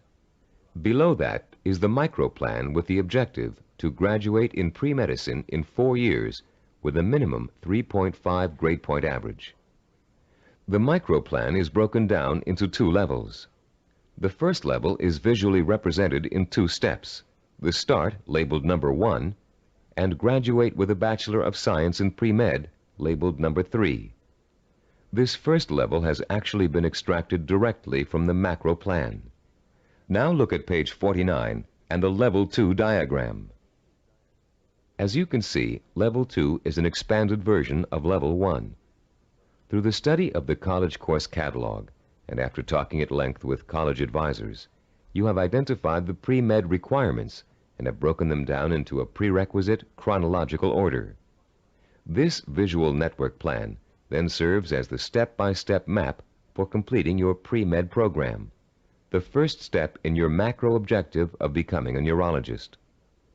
As you look at the visual network plan for completing pre-med, what type of emotions do you experience? Do you feel intimidated at the prospect of excelling in the hard sciences? Do you doubt your ability to learn such difficult subjects and to learn them so well that you finish each course at the top of your class? If you feel intimidated and experience doubt, then you probably won't make it. If you look at the plan and feel deep down inside that with enough effort, study, and application, you can master each of the courses, then you'll probably succeed. The difference, you see, is really not in ability or intelligence. Rather, it is an attitude, your belief in yourself. The belief in yourself as someone who is capable of learning is 90% of the learning hurdle. The other 10% is single-minded application mixed with ability.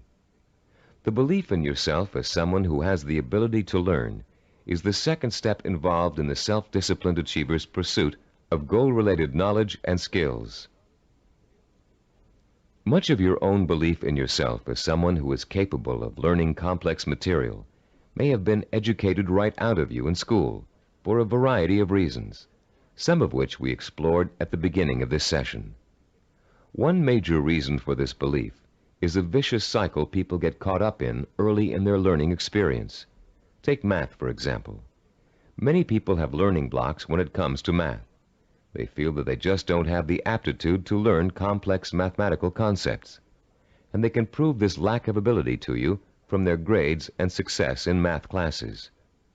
What most of these people lack is not the aptitude for math, but the application of self-discipline. Math requires progressive learning. You have to master one concept before you can go on to the next.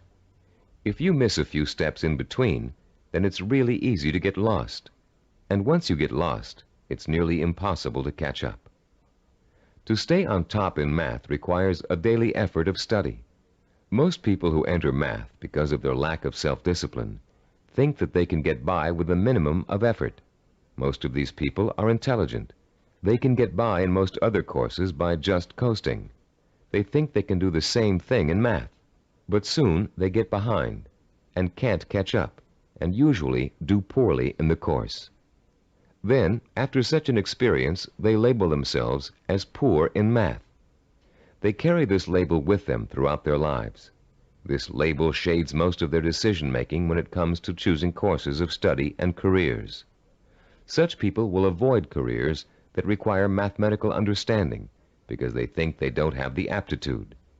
Actually, they probably had and have the aptitude, but not the attitude.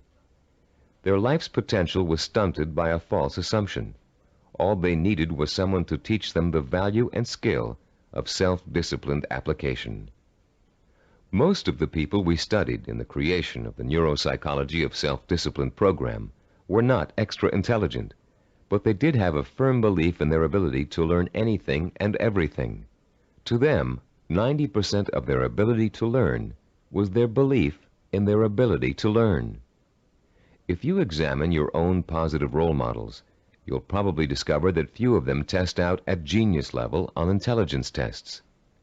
Most people think that Albert Einstein, for example, was a mathematical genius, when in actuality he flunked his college entrance exams and was a poor student in mathematics. As a youngster, he envisioned himself one evening riding through space on a beam of light.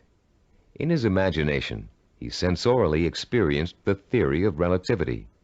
He knew what it was, but he was not able to explain it to others in a language they could understand. The only language was mathematics. Driven by his vision, he forced himself to learn mathematics. For Einstein, it was a day-by-day struggle, but he finally developed enough mathematical knowledge to simply express his experience mathematically. Einstein's theory of relativity and its mathematical expression ushered in the age of nuclear energy. Another scientist, whom most people attribute genius, was the inventor of the laser, Dr. Theodore Myman. While at Stanford University, he flunked his PhD oral exams and had to take them over again. Learning didn't come easy for him. It was a daily, step-by-step struggle. Baseball hitting great and cybervision role model for its baseball neuromuscular training video cassette, Rod Carew, didn't make his high school baseball team because his coach thought he wasn't a good enough hitter. Since then, through thousands of hours of practice, Carew has won 7 American League batting titles and is one of 13 players ever to get more than 3,000 career hits. The list goes on. Famous author, philosopher, and scholar Leon Uris flunked high school English 3 times. Malcolm Forbes, publisher of Forbes magazine, one of the most successful business publications in the world, did not make the staff of his college newspaper. The editor said he lacked the basic skills of reporting and editorial writing. Stephen DeVore, who founded Cybervision, speaks the Finnish language, considered by language experts to be the most difficult language for Western tongues to learn. Though he mastered this difficult language, he lays no claim to a superior intellect either. When I was 19, he told an interviewer, I was selected to go to Finland for 2 years of volunteer work. I had no foreign language ability at that time. In fact, I had nearly flunked out of high school French and Latin. So I thought of myself as having absolutely no ability to learn languages. With this negative attitude, DeVore entered an intensive language program for 2 months before he left for Finland. It was something like 16 hours a day with a group of 10 others. I finished last in the group, he recalls. DeVore went to Finland, where he spent 5 miserable months unable to communicate. I couldn't do anything. I was incredibly frustrated. I'd lose patience when people were talking. Then one day I went to the park, and in the park there was a man giving instructions to his dog in Finnish. The dog obviously understood him and was obeying all of his commands. I thought, this is ridiculous. I'm smarter than a dog. If a dog can understand Finnish, so can I. In the 2 months following this experience, DeVore became fluent in the Finnish language. He learned to speak Finnish so well that he served as a translator for American businessmen and their families traveling to Finland. Buoyed by the accomplishment of learning Finnish, DeVore returned home after 2 years and went back to college. Where before he had been a lackluster C student because he was convinced he couldn't learn, he received straight A's and academic scholarships for the rest of his college and graduate school years. Which proves another point about learning, success, and attitude. Once you have successfully learned a subject or skill, it bolsters your confidence in your ability to learn other skills. Once you've proven to yourself that a negative concept you had was wrong, you begin to realize that all of your negative concepts may be wrong. What you couldn't do in the past, you can now do. You can do it because finally you believe you can do it. Breaking the cycle of a negative attitude may not be easy, but once you do, you'll be far less inclined to get back into the cycle. That's why small steps and small accomplishments are so important in pursuing a macro goal. You may look at a map for becoming a neurologist and say, I'll never get through all those math courses. But if you get 1 A in algebra, you'll realize that you can. Another way of expressing this is that success in learning begets more success. Once you have successfully learned a subject or skill, it bolsters your confidence in your ability to learn other skills. Your past, in which you may have been labeled or labeled yourself as a non-learner, is precisely that, your past. It is not your present. It has little relation to what you are capable of accomplishing now. What has happened to many of us is that we have been conditioned into a negative feedback loop where learning is concerned. The step-by-step accumulation of new skills is the way to break this loop and replace it with a much more positive cycle. Which brings us to the 3rd step in the learning process, the attitude and value that learning takes time and patience.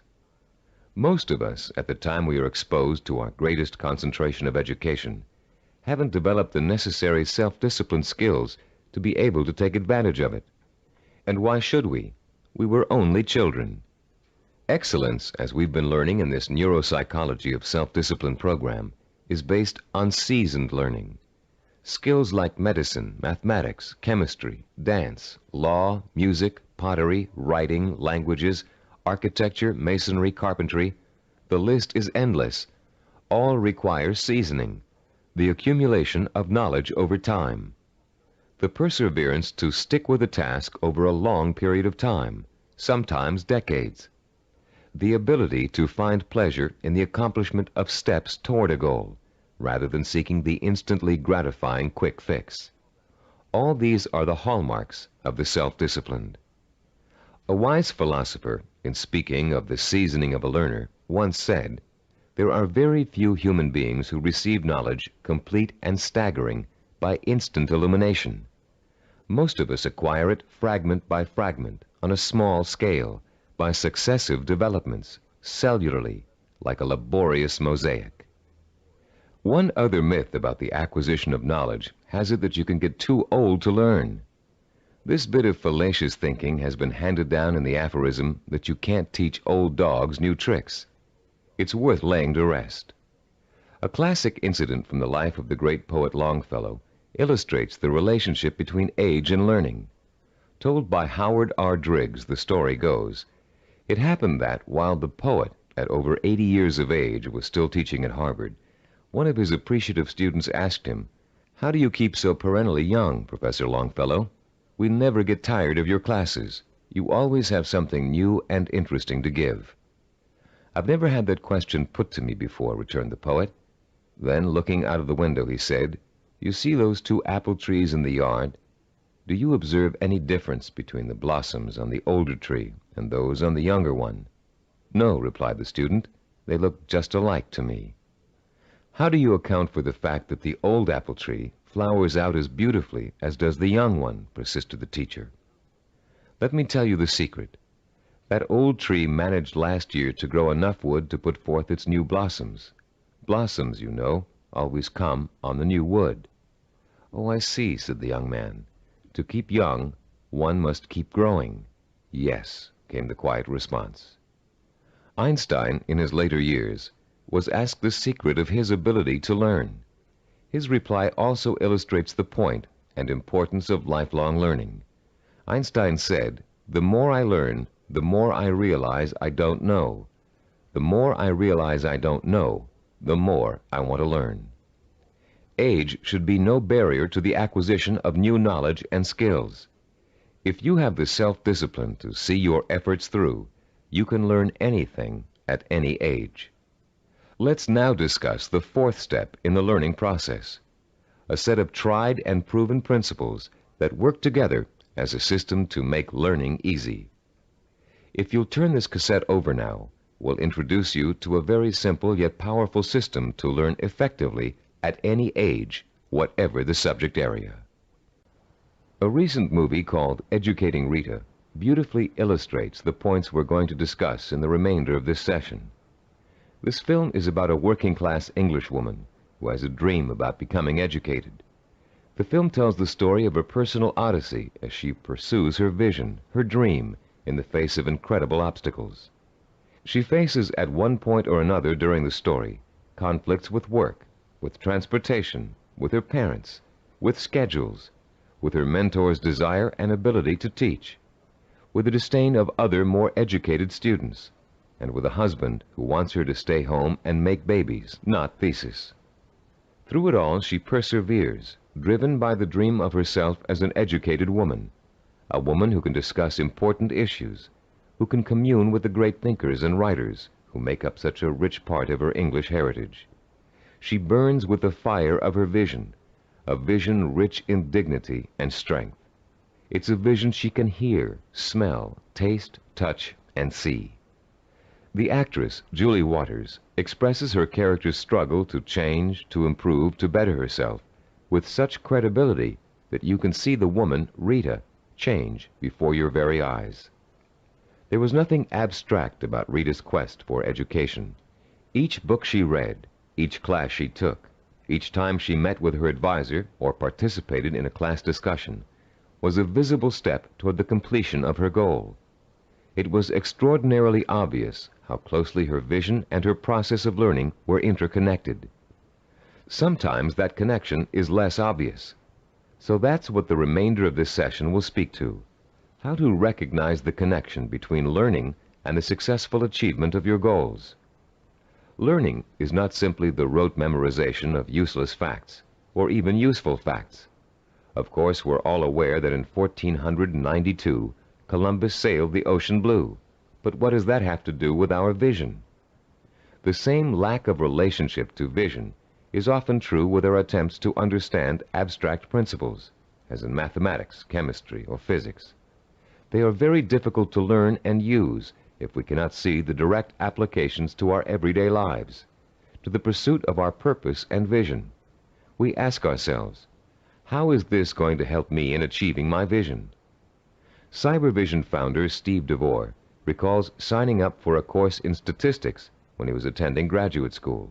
He hadn't taken the prerequisite higher math courses, but had gotten permission from the instructor to take the course anyway. DeVore's instructor, however, issued a dire warning at the beginning. Without those prerequisite courses, DeVore stood a good chance of failing. But forewarned is forearmed, and DeVore found a way to overcome his lack of preparation. The first week of class, he found himself swamped with mathematical concepts that were abstract and confusing.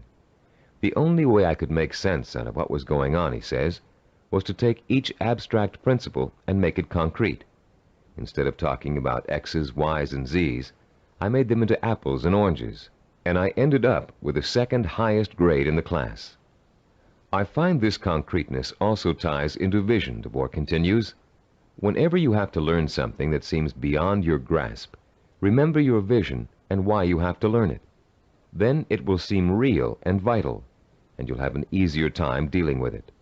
Whatever you have to learn, no matter how abstract or detailed the information, if it's necessary for your vision, then you can embody that information with your vision. Then it becomes something real and vital. You can put a handle on it. You have a reference for it.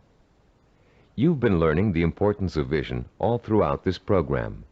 The sensory-rich, detailed kind of vision you created in Session 6 and are continuing to create on a daily basis.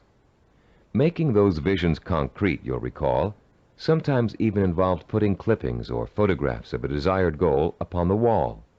This kind of work to strengthen vision is also at the heart of learning. As I promised earlier, I'm about to introduce you to a powerfully effective, easy-to-learn method of learning that will carry you through the rest of your life. This four-part learning system is the application of certain principles that reveal themselves in the course of our research with self-disciplined achievers. Learning and applying these principles will enable you to approach any subject matter with confidence and thoroughly learn the material no matter how difficult it might be. We call this system mega learning. We use the word mega to connote power. The power to achieve you acquire through the acquisition and application of knowledge. Let me quickly preview each of the 4 steps and then look at the process in greater detail. First, recognize the need to learn a principle. Second, relate the principle to your personal vision or goal. Third, internalize the principle by relating it to your own experience. And fourth, apply the principle in action. Let's examine each of these 4 steps in turn. First, recognize your need to learn new information and skills. You cannot reach your goal without getting an education first. This doesn't necessarily mean attending school. It means identifying the key skills and competencies that you must master if you are successfully going to reach your goal. Ask yourself, will I achieve my goal without this knowledge or skill? If your answer is no, then you have a strong motivation for learning. Your learning is now crucial, for without it, your road to achievement is blocked. Learning is a lot easier if you have a specific reason to learn. Once you recognize that you have a need to learn, you've taken the first step toward achieving your goal. Step 2 is simply asking yourself, how can I use this? How will it help me fulfill my vision? Imagine yourself achieving your goal and using the new knowledge and skills you are about to learn. See how each skill and bit of knowledge applies directly to your future success. no matter how unrelated or trivial it might seem to be in the beginning. This process is akin to putting a jigsaw puzzle together. You have a picture of what you want to achieve on the jigsaw box. Inside the box are hundreds of related but unrelated pieces of the puzzle. You put two pieces together. You pick up a third piece. You toy with it, mentally turning it over, looking at its edges, its contours, its unique characteristics, looking at the ways it might fit into the whole picture. Then comes the aha moment. You see exactly where the new piece of puzzle fits, how the contours of the piece are shaped to fit the pieces already in place. And as you place the piece in the puzzle, you get an idea of what the larger picture will look like. Perhaps you refer back to the picture on the jigsaw box, which is analogous to the mental picture you have of the goal for which you're striving. The very act of studying the information and putting it in its proper place helps you bring the picture on the box to life. The third step in our learning process is internalizing the principle by relating it to your own experience. If you're learning about electrical waveforms and frequency, for example, think about the times you've thrown a pebble into a pond and seen ripples form on the water. The bigger the pebble and the harder you threw it, the bigger and faster the waves would be. In Newtonian physics, you can easily understand the law that states, for every action there is an equal and opposite reaction, by remembering how you stand up from a sitting position. Do you just shoot straight up, or do you have to first push your weight down on the chair to stand up?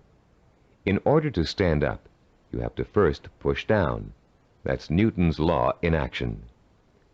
Every time you find an example from your own experience to illustrate a bit of knowledge you're trying to learn, you'll reinforce your understanding of that knowledge. And you'll remember it because it's anchored to something very personal. Every time you think of Newton's law, you'll picture yourself pushing off a chair to stand up. It works for just about any abstract theory you can think of. The fourth critical step in learning is the actual application of the principle you're trying to grasp. Throw pebbles in a pond and watch the action when you're learning waveform theory.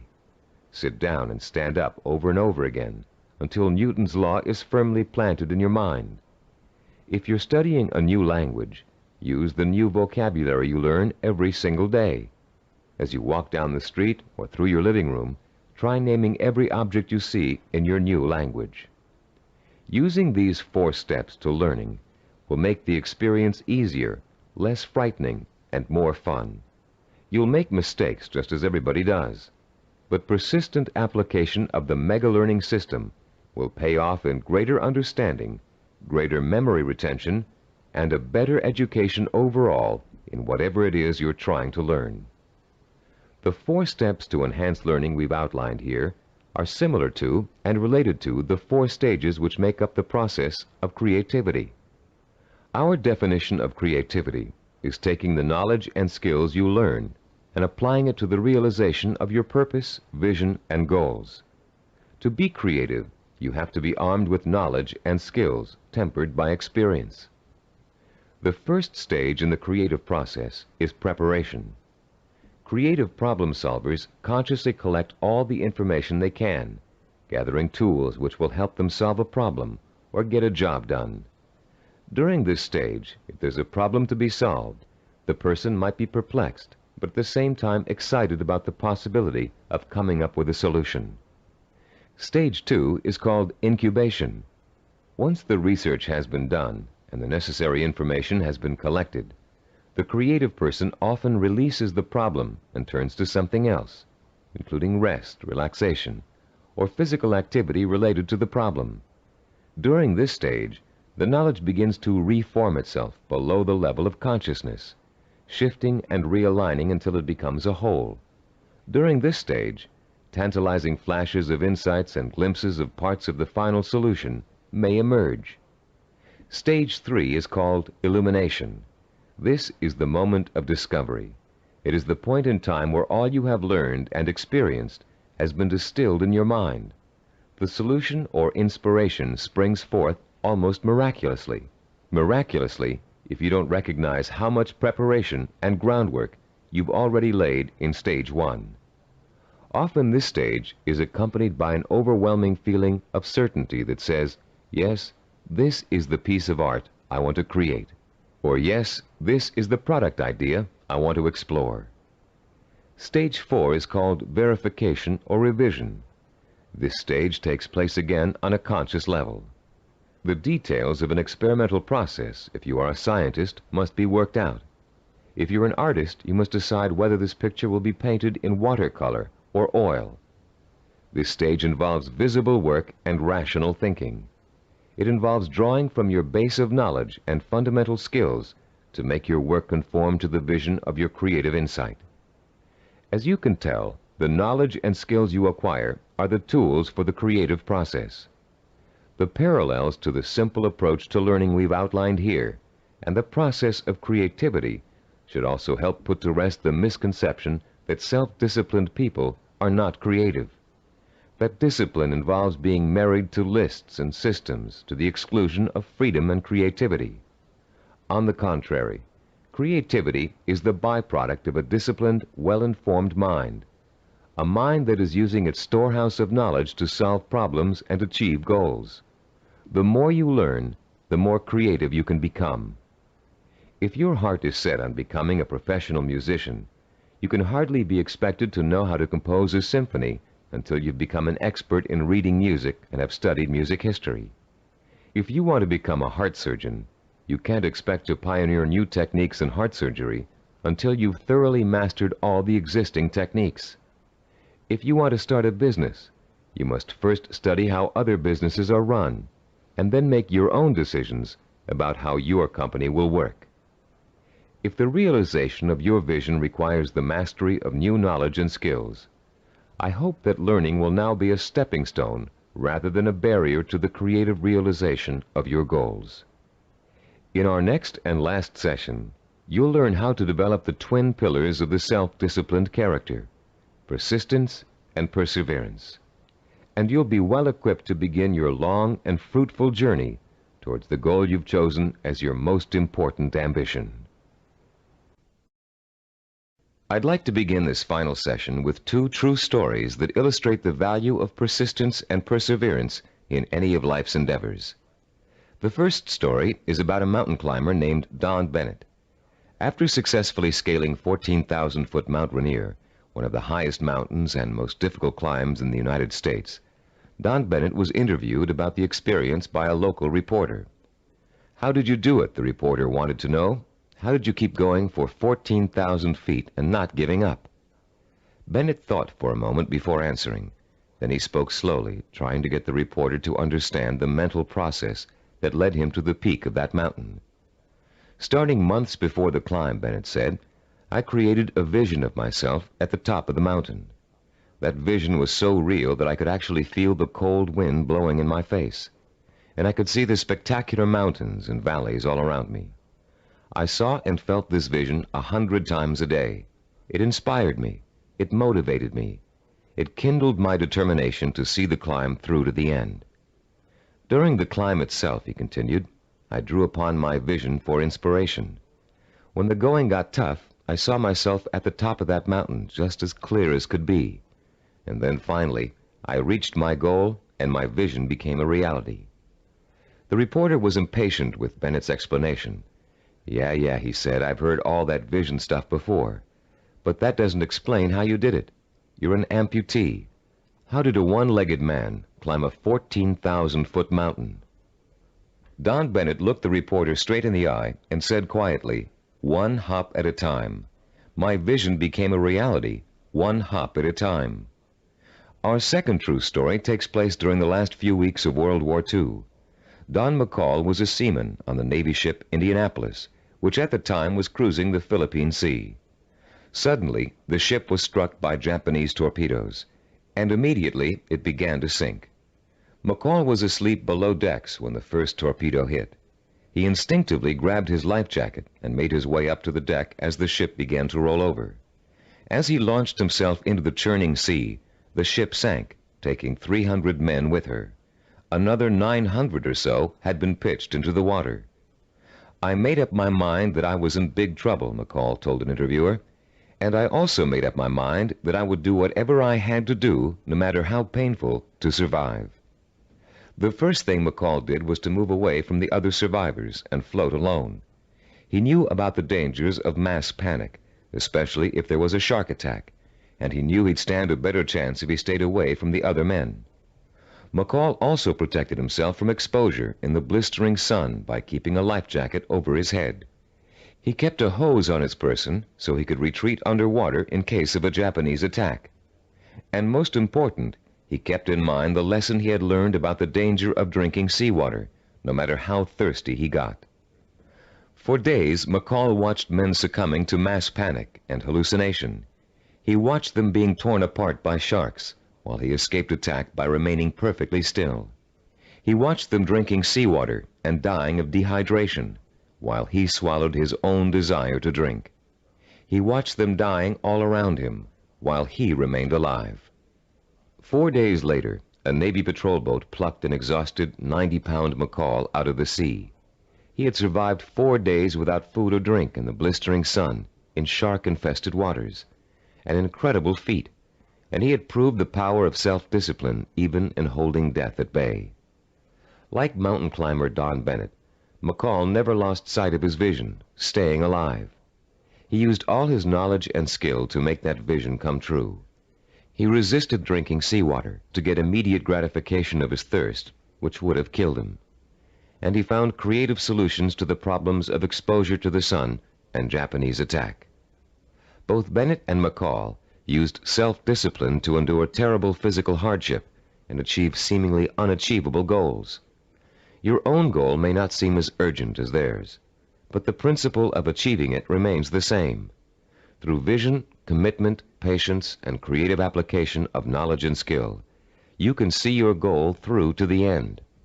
But the ultimate key to your success is what this session is all about: persistence and perseverance.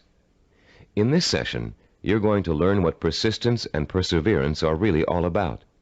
You'll be taught how to develop both of these critical qualities through the application of 5 simple principles.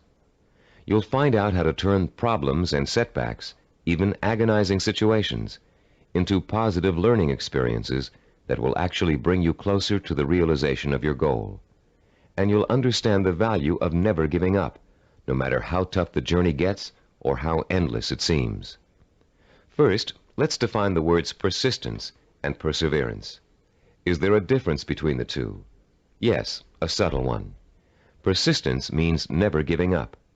Perseverance means persisting in spite of hardships, opposition, and setbacks.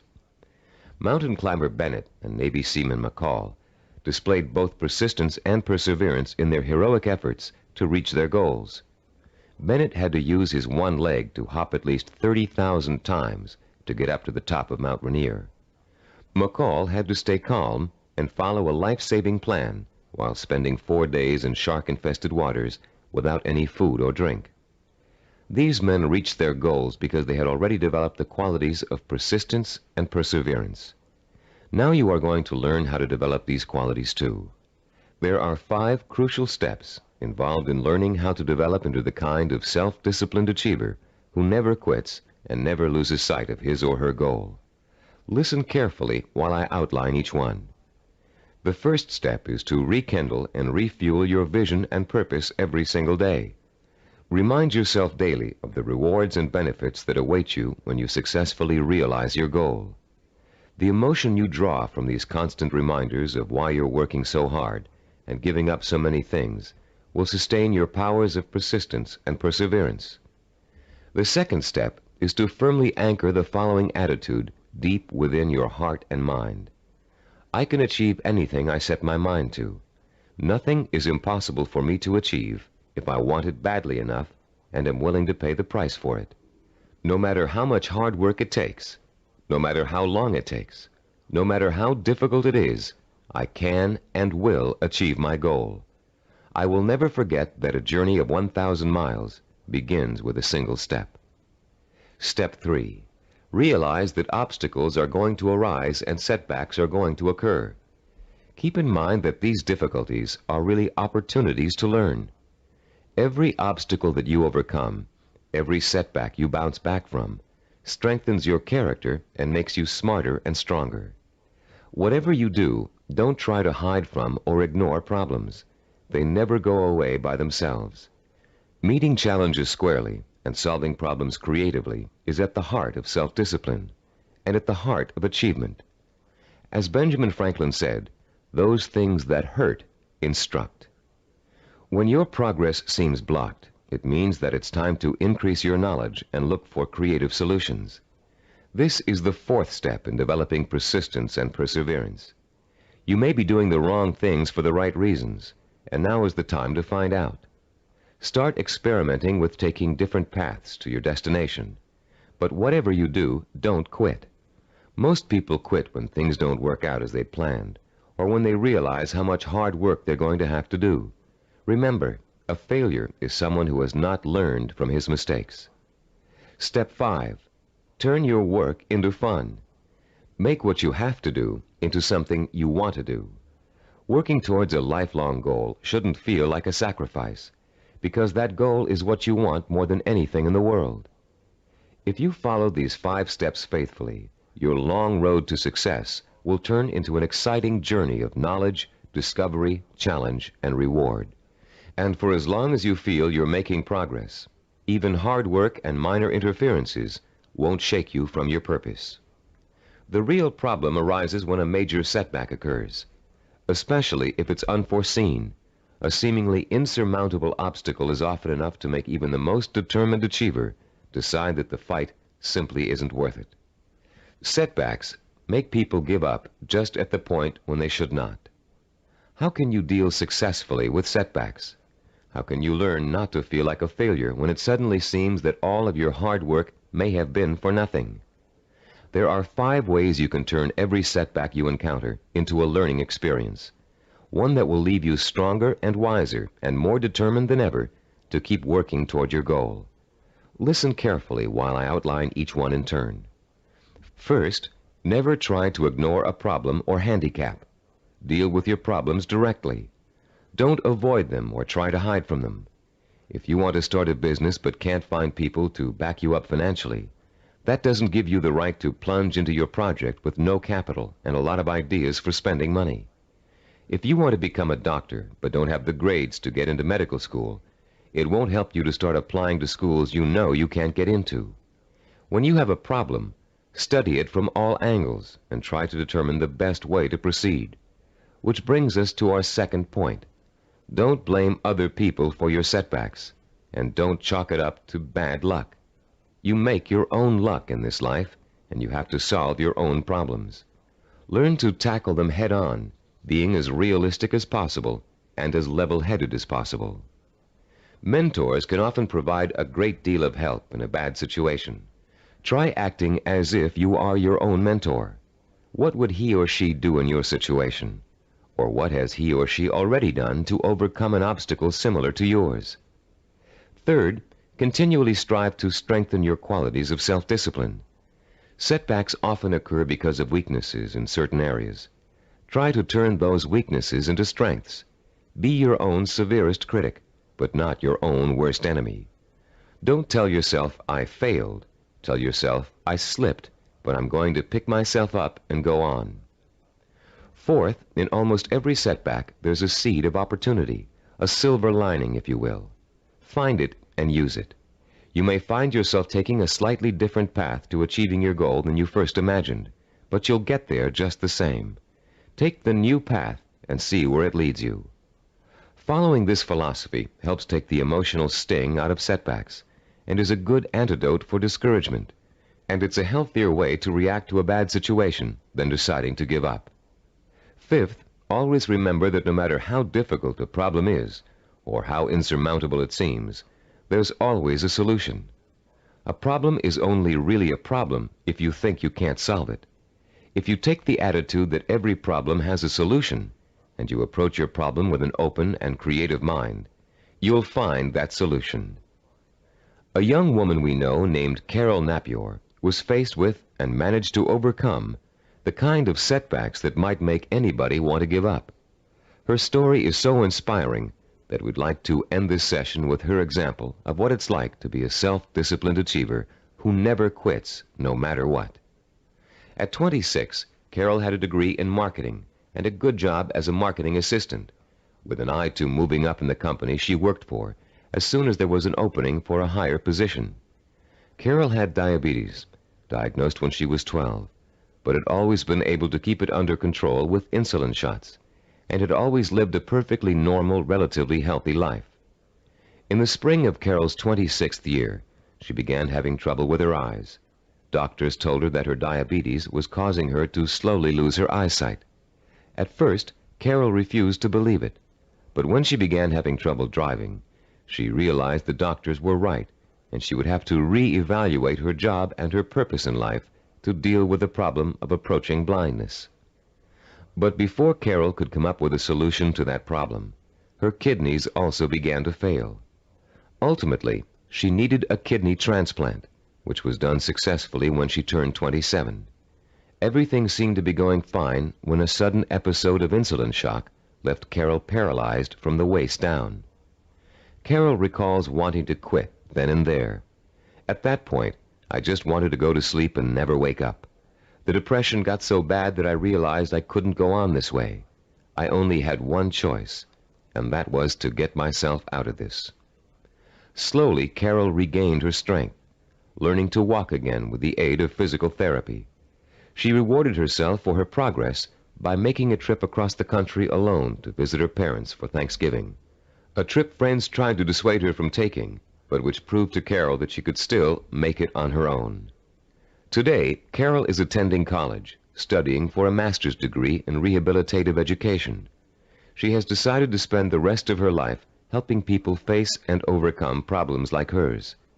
She is completely blind and still walks with a cane, but that has not stopped her from pursuing a goal many healthy people would find difficult to achieve. The key to reaching any goal is to develop the strength of character that makes you refuse to give up, no matter how bad things look. The most amazing thing about persistence and perseverance is that they make it almost impossible for you not to succeed in your endeavors. In this session, you've learned the importance of not being a quitter, of learning from your mistakes, and of keeping an open mind when it comes to finding creative solutions to problems you may think are unsolvable. In the next session, we're going to review everything you've learned in the Neuropsychology of Self-Discipline program and give you some tips for developing the lifelong habit of self-discipline. We're now coming to the end of the Neuropsychology of Self-Discipline, and now is a good time to reflect on what you've learned and how far you've come. It's also a good time to start thinking about how you're going to maintain and develop your self-disciplined character for the rest of your life, because the process of becoming an achiever never really ends. In the years to come, you'll find yourself learning from trial and error, from accomplishments, from setbacks, from disappointments, from rewards, from the feeling of satisfaction you get when a job has been well done. The more you achieve, the more you'll learn one of the greatest secrets of achievement. Success breeds success. Every small step you take on the road to your goal will make it easier to take the next step. And once you've achieved your goal, you'll probably find that there's another goal you want to achieve. Along the way, you'll delight in the process of watching yourself in action, making corrections in your methods and strategies as you strive toward your ultimate goal and the hundreds of smaller goals you will successfully reach on the way. Let's talk about the milestones you've already passed. In Session 1, which you listened to some time ago, you uncovered the master key to your highest potential, self-discipline. We defined self-discipline as the ability to work systematically and progressively toward a goal, to become positively obsessed with that goal, and to let that obsession lead you to accomplishment. We talked about the problems caused by lack of self-discipline. We learned about the waste of potential, the drifting from job to job, from relationship to relationship, of the person who has no real sense of purpose and an undisciplined approach to life in general. We also talked about the problems of wanting immediate gratification and how that always leads to failure because it means refusing to pay for success with hard work.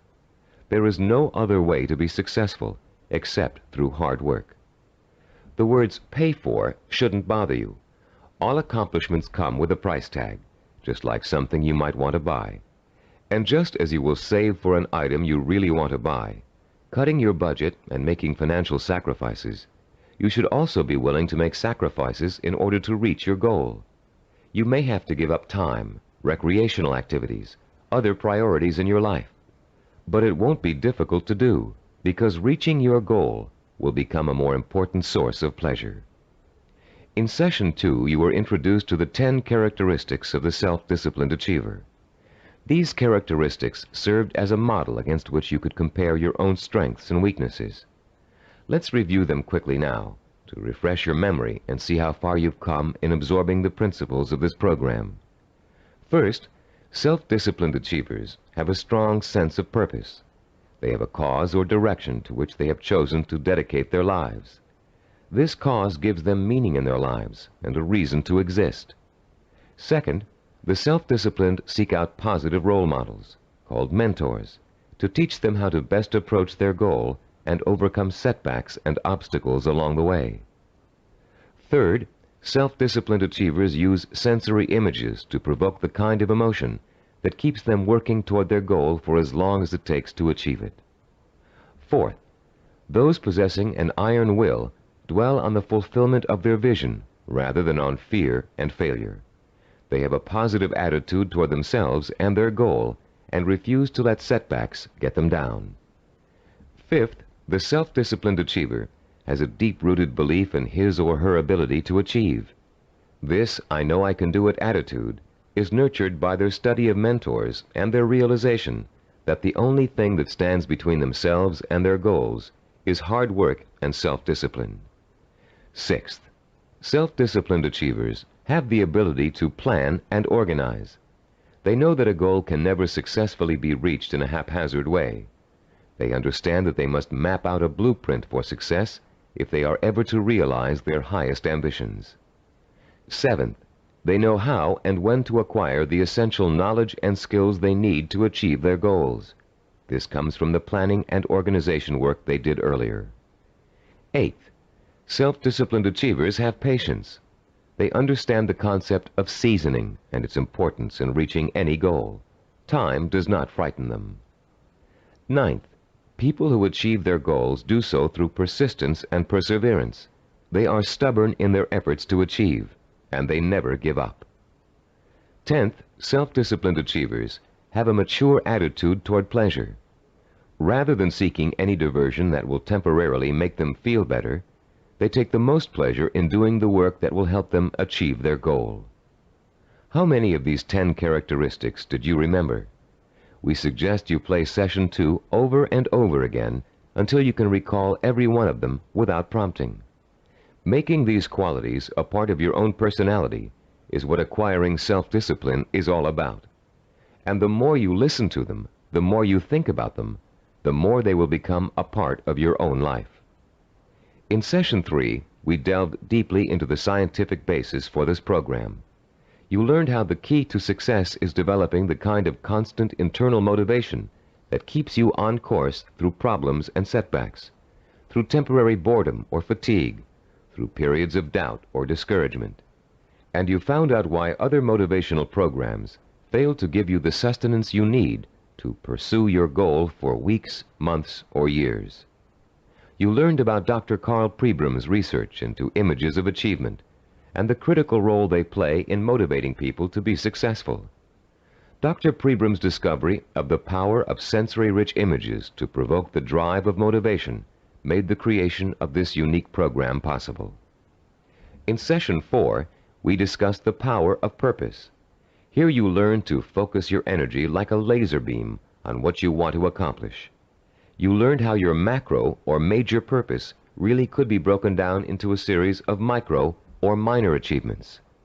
You heard examples of how well-known achievers tackled major goals by turning them into step-by-step plans for success that they could deal with one at a time. In the same session, you participated in a fascinating exercise that lets you pinpoint, perhaps for the first time, what your most important goal in life really is. You then used that goal to create a statement of purpose that would stand as a beacon in your quest for achievement. In Session 5, we talked about mentors and role models. You learned about the process of modeling, the basis for human learning. We talked about how models are both a blueprint and an inspiration for our own activity and our own growth. You learned how models help shorten the trial and error process we must all go through before chalking up an accomplishment. You also learned how to choose a role model and how to turn that model into an inspirational but not awe-inspiring figure. You learned the value of realizing that your role model has faults and weaknesses just as you do, but has succeeded in spite of them. In Session 6, you learned how to translate your purpose into sensory images that would fuel your inner fire of determination and ambition. And you learn how to daily reinforce your mental images of achievement, to make them a permanent part of your body and mind. In Session 7, you were introduced to visual network planning. This planning system applies to any endeavor from making a movie to making a run for the presidency. The system works by breaking down what you want to accomplish into logical building blocks. It helps you keep track of your achievements over a long period of time, and is a reward in itself for work well done. In the same session, you learned to become a storyteller. The story was that of your own success. You used your rich powers of imagination and your best verbal skills to detail the steps you took to accomplish your most important goals. In Session 8, you learned about the self-disciplined achiever's attitude toward time. You learned how achievers value patience, how they oppose the kind of quick-fix mentality that leads to general dissatisfaction with life, and how they use single-minded hard work to experience time quickening, a sensation that time is passing much more rapidly than it really is. You also learned about the problem of procrastination, its psychological causes, and the ways in which you can overcome it. You learned why it is considered the single most important cause of failure, and why it's so important for you to develop a do-it-now attitude before you try to do anything else. In Session 9, you learned how to plan to acquire the knowledge and skills you need in order to achieve your goals. You were introduced to the concept of mega-learning, a powerful four-step system that enables you to master any subject, no matter how difficult or complex. You also learned how knowledge is the building block of creativity. You were introduced to a four-step process that lets you creatively channel your knowledge toward the kind of action that will help you achieve your goals. And you learned that your belief in your ability to learn is 90% of the learning process. Finally, in Session 10, you learned how to develop the powers of persistence and perseverance, the critical characteristics that will see you through to the successful completion of your vision and purpose, no matter how long it takes or how difficult it is. You heard several inspiring stories about people who persevered and achieved their goals through extreme hardship and even physical danger. And now, as we come to the conclusion of this program, I'd like to point out that acquiring self-discipline is a never-ending process. There won't come a day when you wake up in the morning and say, "Yes, I'm finally self-disciplined now. There's nothing more I need to do to develop strength of character and determination of will." Self-discipline requires a lifetime of commitment. This doesn't mean you won't develop the habits of self-discipline in a relatively short period of time. It simply means that you must always be vigilant about how you are approaching your goals and what your purpose in life really is.